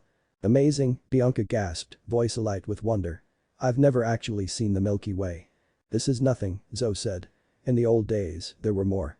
Whole constellations have disappeared because of human light pollution. You talk as if you aren't human, Percy remarked. Funny you should say that when you aren't either, Naruto mused, one arm raised as though reaching out to grab the stars. What? You aren't entirely human, Percy, Naruto repeated. None of us are. We all have the blood of the celestial flowing through our veins. It is a blessing and yet a huge responsibility. Yeah, Percy agreed with a sigh. Slaying monsters, taking quests to save the world all in a day's work. Not just that, Naruto added. Imagine what you could do as the son of Poseidon. You could save entire ecosystems with a timely diversion of water or contain and remove a catastrophic oil spill. You could be a hero, an unsung hero, but a hero nonetheless to mankind as a whole. Percy was silent as he contemplated that statement. To be honest, he had not really thought much past the next summer, the next quest. It seemed like the world was being tossed into chaos and he always found himself in the center of it. He was focused more on surviving than planning for his future. Naruto was right, of course. With his powers, the possibilities were endless. It's not like villages needed defending from monsters in this day and age, so full-time hero was not a job choice. Maybe he could be a lifeguard or a swimming instructor. A professional swimmer, would that be fair at all? Sure, Waterboy here has a ton of choices with his abilities. Thalia laughed. But me? Thalia the electrician. Everyone laughed. I'm sure you'll find something to do with yourself, Daylily, Naruto smiled.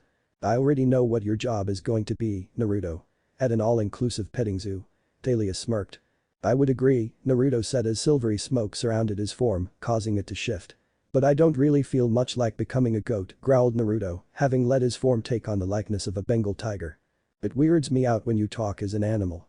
Percy shivered. Technically speaking, he shouldn't be able to articulate words in that form, Annabeth stated. Yes, well, technically speaking, people don't turn into animals, Anna. Naruto said, now looking more himself. Annabeth chuckled. Duly noted. So Bianca, Thalia began. How did you take out that skeleton soldier? I was wondering about that too, actually. I mean, nothing we did could stop them, Percy added. Maybe it was just a well-placed shot on Bianca's part, Zoe supplied. Naruto cupped his chin. Could be, but I think it has more to do with her bow itself and her father. My father? Bianca repeated. Was I the only one reaching for my bow when the skeletal warrior appeared with Bianca's daggers? Zoe shook her head, but the others looked sheepish. I don't have a bow, Whiskers, but I was sorta keeping myself from being the focus of the god that had already tried to kill me once before, Thalia muttered, grunting her annoyance. So you're saying that Bianca is the only one who can kill them? Annabeth asked. If I remember correctly, her arrows struck one in the chest, Naruto replied, grinning. Instant kill. So if I hit them in the heart, they go down? Bianca asked with a smile. They were transparent. The foul beasts had not hearts. Zoe stated coldly. So it was by chance. They must have some weak point and they can't be minions of Hades since they are willing to attack his sire. They were made using dinosaur teeth, if that helps any. Percy stated. Naruto looked pensive for a moment. It just might, he said slowly. He got up from his sleeping bag and reached into his pouch, pulling out a small vial of yellow liquid and an acorn. What are you doing? Percy asked. Presenting my theory. Naruto stated. He poured small amount of the liquid onto the acorn before speaking. Demeter, great goddess of the harvest and the very earth's fertility, I ask that you breathe life into that which you so graciously gave birth. Naruto spoke fervently, putting as much fervor as he could into his words. Percy looked on perturbed until Annabeth whispered. Naruto explained to me once that the gods are more likely to answer your prayers if you throw in a bribe and some flattery. After a moment, there was a crack as the shell of the acorn broke and it began to bulge. Thick dark bark began to take form and creep across the shell, and it grew until it reached 3 feet and then expanded. Forming thick arms and legs, a large torso of wood, following a head that began to take shape. There were no eyes, just a small body of wood now standing there. This is a small one, Naruto said.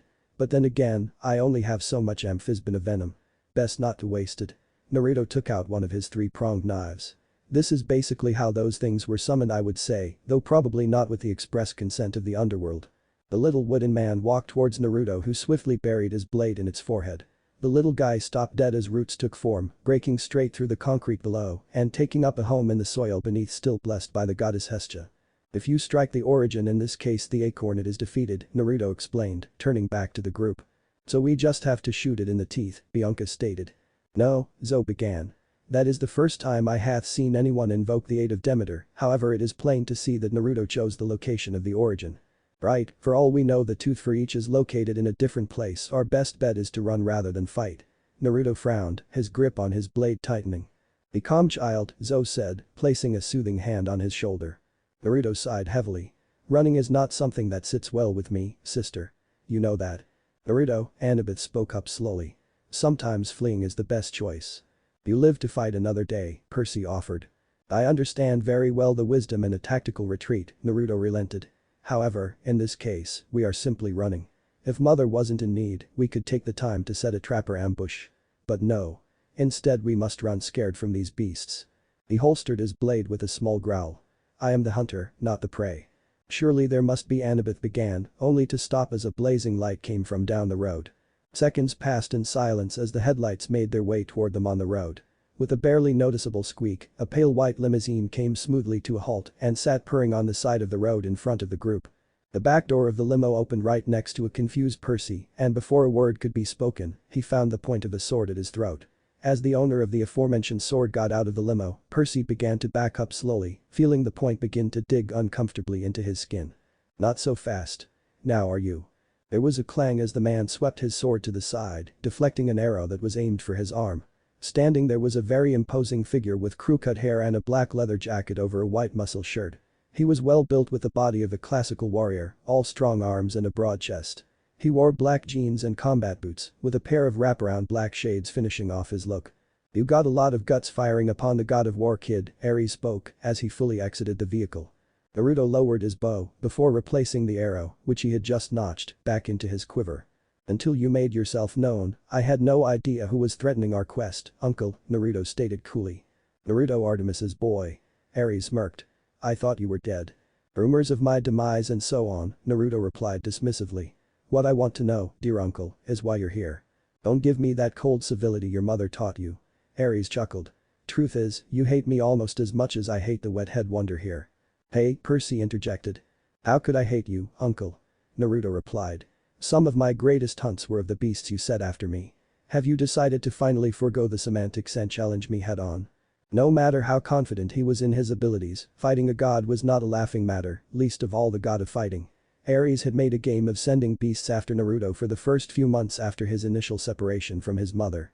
As Naruto stood exhausted over the bodies of the fallen creatures, the god would appear to berate him for his weakness. Naruto didn't understand if he was trying to force him to grow or was just toying with him. "Normally I would shut that smart mouth of yours, however," Ares regained his smirk, despite his terse words. "This is a friendly meeting." "Obviously," Bianca scoffed. "I was just scaring the kid a little," Ares stated. "I'd never behead my enemies in front of a lady." "What lady?" Thalia asked. Well. Another person who just can't stay dead." He strode over to Thalia, looking her over for a moment before speaking. "Thalia, daughter of Zeus," he mused. "You're not hanging around with very good company these days." "What's your business here, Ares?" Thalia asked. "Who's in the car?" "Oh, I doubt she wants to see the rest of you. Particularly not her." Ares jutted his chin towards Zo. "Why don't you go get some tacos while you wait? It'll only take Percy a few minutes." "Wait," came a melodious voice from within the car. "I see a much juicier destiny unfolding here.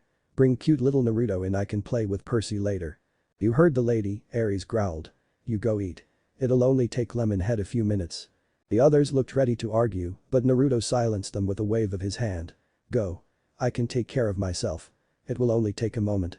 Ares stood by the door and motioned forward with his hand. Naruto ducked down as he entered the car. For years Naruto had been surrounded by young beautiful girls of varying age. However, he had never really been exposed to the anatomy of a full-grown woman. She was breathtaking to say the least. Her silver dress was quite modest in Naruto's opinion. However, she filled it out very well, her curves were showcased without being too pronounced. What really drew his eyes was her own. They seemed to change, and each shade was just as beautiful as the last. Her image would not seem to focus, and at some point he lost sight of what to describe her and couldn't come up with anything other than gorgeous. She smiled and he could have sworn she looked just like his mother. They locked eyes and suddenly, Thalia's electric blue was all that made up his very world. For a moment, he was tangled in her hazel tresses, not unlike that of his apprentice, and even for a fleeting moment near the end, he was sure her hair was the slightest shade of pink, but dismissed it. "Naruto." She spoke, her voice caressing the air. "I am Aphrodite. A pleasure." Naruto shook his head lightly to lift the haze her presence induced. "The pleasure is mine." He smiled. "You are without a doubt the most beautiful of the relatives I have met or, I dare say, ever will." She giggled, her voice sounding like that of the many laughs shared with the hunters by the campfire. Quite the charmer, aren't you? Hold this, please. She spoke with authority and the confidence of one undoubtedly obeyed. She handed Naruto a mirror the size of a dinner plate and he held it for her as she dabbed at her lipstick. When you were first born to that prudish sister of mine, I was sure you were going to be quite dull, she confessed. Naruto was slightly affronted at the slight to his mother but knew better than to call the goddess on it. With just him and her in the car and her boyfriend the god of war at the door, it would not do well to anger her. You proved me wrong, didn't you? She laughed. You are shaping up to be quite the interesting character. Now if I may ask, Naruto began. Why is it you wanted to see me? Aphrodite looked slightly bashful. Being the goddess of love, I enjoy following the romantic lives of young demigods. Mortal love is too boring. It lacks the drama that I crave. Her hands fell into her lap, her index fingers meeting as she locked eyes with him pale lavender eyes. Every now and again, one as interesting as yours or Percy's comes along and I just can't keep myself away. Naruto stopped short. Love life. He had never really given it much thought. Sure, he could admire the beauty of girls he had met. Annabeth was a very beautiful young girl, though he saw her as more of a sister than anything. A very young sister who should not be dating any sons of Poseidon. Then there was Bianca, his apprentice. She was young and quite inexperienced, but very eager to learn and very energetic, which was oddly familiar. She was very pretty, he decided, her dark eyes were enchanting. Deep and dark, and at times it felt as if she was looking right through him. Her hair, which she had taken to wearing in an over-the-shoulder braid, was a light brown that shone a dazzling amber in the sunlight. That combined with her olive skin made her quite the young beauty. Alia, however, was one he lingered on. She was his first encounter with a girl outside of his mother's hunters. She was impulsive, rude, and downright angry sometimes. Still, she was his closest and dearest friend. She was funny, she was exciting, and when it called for it, she was a very caring, pseudo-sister to Annabeth. When she smiled, her blue eyes would sparkle and dance like a joyous storm. Her ebony hair framed her face perfectly and he found her freckles to be adorable, not that he'd ever tell her that. Oh, that look is just too cute. Aphrodite gushed. Which one are you thinking of? Your cute little apprentice? Or the rough beauty of the daughter of Zeus? Naruto stammered. Or could it be that bubblegum pink cutie? She continued. Pink? Naruto questioned confused. That can't be, she was a dream. The goddess giggled into her hand. You can dream of love but cannot love a dream, she said simply. The fact that she is a viable choice is just the reason I have taken interest in you. So that girl exists. Sakura. She's real. Naruto said. What about the others? These people I have never met, I see them like visions in my head. Aphrodite placed a hand on his shoulder and he was immediately calmed. When the time is right, everything will make sense to you. Though whether or not that is a good thing remains to be seen, she stated. What do you mean? You are a special case, and with the knowledge you will come to obtain, things will just become more complicated for you. Naruto sighed, palming his face with his hand. Things could never be simple. First he dies, then he's revived. A goddess forces him to confront his feelings for his close friends, and now he learns that the people from his dreams are real. If that were true, it would mean he had already met them, but how could that be? He lived his entire life in the wilds with his mother and sisters. They and his current companions were all the people he knew. Don't worry, Aphrodite cooed. Normally I would do my best to challenge a person's relationship in the hopes that only true love succeeds. In your case, I will make an exception. I will aid you, Naruto Namikaze, seeing as fate has already conspired to complicate things for you well enough. She took the mirror from him and held it facing him. For a moment nothing happened, then his reflection began to waver. It swirled until it became a silver pane and then a symbol began to carve itself into the mirror. Look for this symbol in my husband's territory. It is the key to your past and your future. The sooner you know the truth, the sooner you can sort out your feelings and make a choice. She giggled eagerly. Oh. I can't wait till you get past this awkward little phase, you have so much potential. There, staring him in the face, was a swirling pattern which, upon further inspection, resembled a leaf. Goodbye Naruto Uzumaki. Aphrodite giggled and then the world began to fade away. The next thing he knew, he was flat on the ground, staring up at the night sky as he slowly began to regain his bearings. We're in the junkyard, Percy informed him from somewhere nearby. Naruto grunted as he sat up and indeed they were in the junkyard.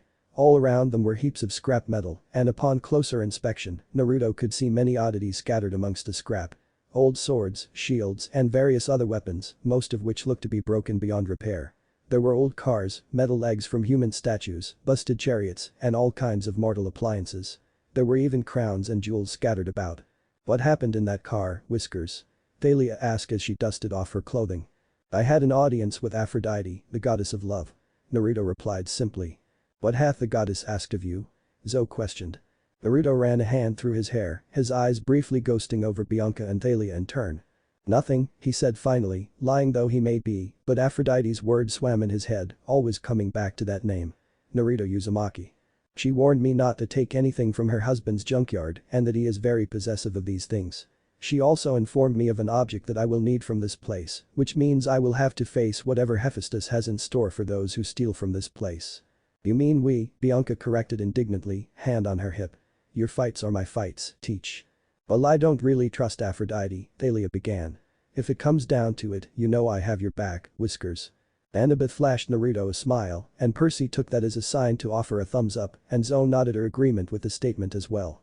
She knew there must be more to his meeting with the goddess, but didn't want to pressure an answer out of him. The goddess was interested in one thing and one thing only, and it was for that very reason that she despised the hunters. She sought true love but went out of her way to make life hard for most she took interest in. In her eyes, the bigger the obstacle to overcome, the truer the love shared. Many heroes had been led astray by the goddess's machinations. She would have to keep a close eye on Naruto. So Percy interjected. How do we get out of here? That way, Zoe said, pointing at a particularly large mound of scrap. That is west. How can you tell? Percy asked, genuinely interested. I know this one. Bianca called. Its Ursa Major is in the north, which means that must be west. Oh, yeah, the bear thing. Zoe looked offended. Show some respect. It was a fine bear. A worthy opponent. You act like it was real. No less real than monsters only those sired by gods can see, Naruto offered with a shrug. Percy yielded. I get it, suspension of belief is an important part of demigodhood. So you do learn, Naruto stated. Being able to admit when you are wrong is an important trait for a man to have. Percy was about to question the man part of that sentence when Bianca gasped and shot off down a garbage hill. Look. Bianca said as she hoisted a gleaming silver bow. It's a hunter's bow. Looking is fine, Zoe stated. But leave these artifacts where they are found amongst the scrap. I don't like this place. Thalia said as she gripped the shaft of her spear. You think we are going to be attacked by killer refrigerators? Percy said in jest. Zoe is right, Percy, Thalia put in, fixing him with a hard look. Things get thrown away here for a reason. Now come on, let's get across the yard. They continued on their way, traversing the endless hills and valleys of junk. If not for Ursa Major, they may have gotten lost, as there seemed to be no rhyme or reason to the content of each pile. Gold and rubies intermingled with old cans of soda and broken toys. Along the way, they found many interesting items, but none of them held the spiraling symbol that Naruto sought. Eventually, they saw the edge of the junkyard, a mile from their position. The lights of the highway stretched a long way across the desert. Between them and the highway, however. What is that? Bianca gasped. Ahead of them was a hill, much bigger and longer than the others. It was like a metal mesa, the length of a football field and as tall as its goalposts. At one end of the mesa was a row of 10 thick metal columns, wedged tightly together. Annabeth frowned. They look like toes. Bianca nodded. Really large toes. Let's go around, Thalia suggested. Far around. But the road is right there, Percy protested. It'd be quicker to climb over. Percy is right, Naruto conceded. However, the easy path is often not the wisest. Naruto began to scale the mesa. In this case, however, there is something here that I may need. You need large fake toes? Percy questioned dubiously. No, Naruto said with a smirk. Look closely, there is something more. The group all turned their gaze back to the large toes. Sure enough, just below them was a small blotch of dark color. Where the feet looked to be faded bronze, what was once dismissed as rust appeared to be a figure of some sort. After a few minutes of walking, they found themselves staring in shock at what lay before them. A boy, who looked to be just a bit younger than they, sprawled lifelessly against the bronze toes. He wore a large orange jacket with a wide white collar and blue shoulders. It was open fully, revealing a tattered wire mesh shirt. He also wore orange pants and blue sandals on his bare feet. On his thigh was a blue pouch, very much like the one Naruto kept his blades in. What had shocked them all, though, was the familiar bright blonde hair, splaying in all directions and held up by a blue headband. That, and a gaping wound on his stomach that was caked with dried blood. Naruto reached a hand out to the body. Hoping beyond hope that when he raised the dead boy's head, that it wasn't his own lifeless eyes he gazed into. With a shaking hand, he reached down and took the cadaver's chin. Slowly he lifted and in one short moment, his world was turned upside down. A collective gasp went through the group as the boy's face came into view. 3 whisker-like marks sat upon each of his cheeks and a line of blood trailed from his mouth to his chin. On his forehead, stitched into the headband, was a metal plate and on that was the very symbol that Naruto had been searching for. In a daze, he reached out to take it, however he flinched when the supposedly dead boy opened his eyes. Two piercing blue orbs. I will not be forgotten. It happened very quickly, one moment he was looking into the boy's eyes and the next he had received a sandal to the face. Dust kicked up as he slid across the mesa. Lifting his legs, he used his momentum to roll himself over to his feet.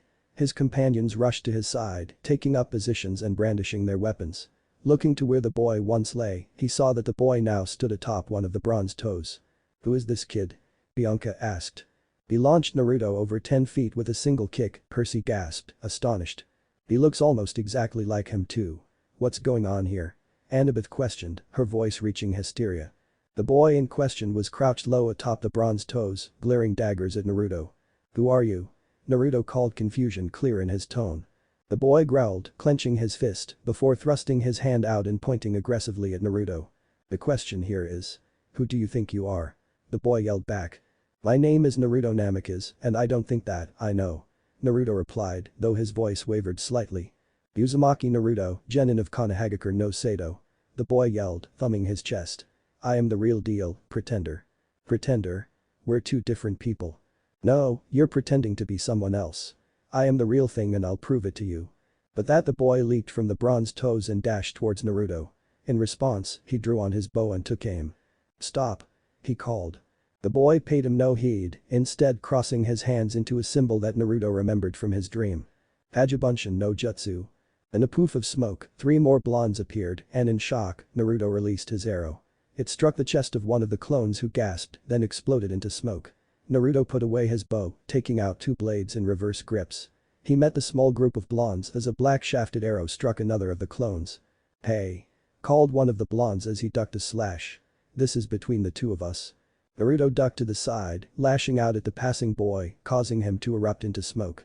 The fighting ceased for a moment as the other boy stared Naruto down. "You keep denying what's right in front of your face. You're confused by how I look. Well, if you want answers, face me alone." "Naruto," Thalia spoke.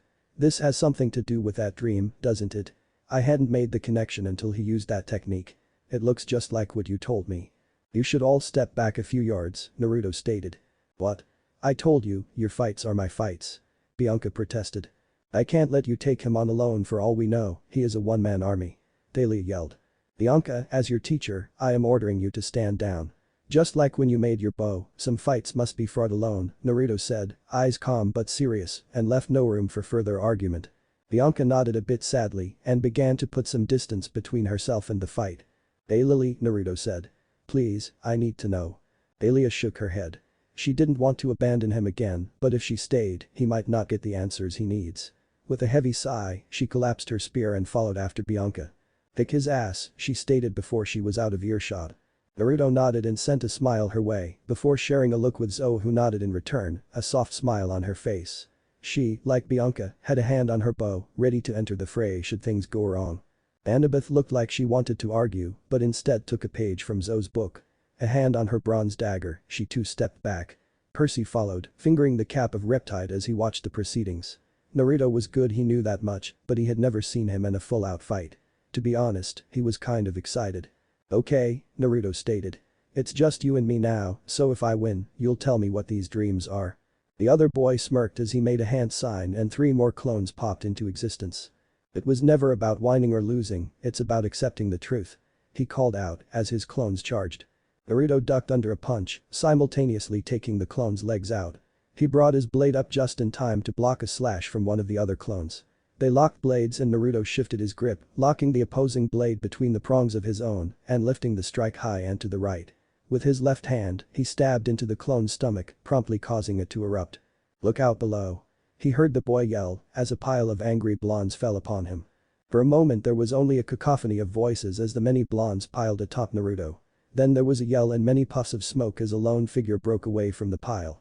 With a mighty roar, the newly revealed Naruto, taking the form of a Bengal tiger, charged the one boy not in the pile. "Whoa, neat trick," he said as he jumped back to avoid a slash. In mid-air, the boy reached behind him, releasing a volley of throwing stars with a flick of his wrist. Naruto shifted form and deftly blocked the projectiles with his blade. "Why are we fighting then?" Naruto said, addressing the boy's earlier statement. I'm not fighting, you are. You're not making any sense. Naruto said as he tossed one of his knives at the other boy, who blocked it with his own. The other boy growled, a frown on his face as he glared at Naruto. I am not a dream, I am part of you and you me. That's impossible, Naruto replied. It's not. Remember who I am, who you are. I am Naruto Namikaze, son of Artemis. Uzumaki. Uzumaki Naruto, that is my name and I am a child of the leaf. They charged again, blades put away as they threw punches. They ducked and dodged, but each took hits. They seemed evenly matched and after a time, began to mirror each other, blow for blow, fist met fist, and kicks were locked in the air. You're getting it now. Hiruka-sensei taught us these moves during our 4th academy year. I don't remember any academy. Naruto rebutted. I was taught to fight by my sisters and my mother. I was alone. Sensei and the old man were the only ones that cared. I am not you. I hate liars. With one mighty punch, Naruto went flying and he impacted the ground hard. With a grunt, he righted himself and stood to face his opponent once more. Instead of an angry blonde, what he saw was a broken young boy. I don't know what happened, the boy said, his eyes hollow. Everyone, they were gone. Mother, she cared for us, and soon it didn't matter, at least not to you. Tears sprang to his eyes. I am what's left of a life you want to deny existed. Everyone I ever cared for is gone, and now you try to deny me even their memory. You want me to disappear. With a feral roar, a strange dark energy began to surge forth from the boy. His eyes, once a shining blue, burned red. I will not be forgotten. What if Naruto was godchild of Artemis? And thanks for watching my video till the end. If you enjoy this content, then do consider subscribing to my channel and leave a like if you guys need the next part, comment down, and thanks for watching the video and see you guys in the next video.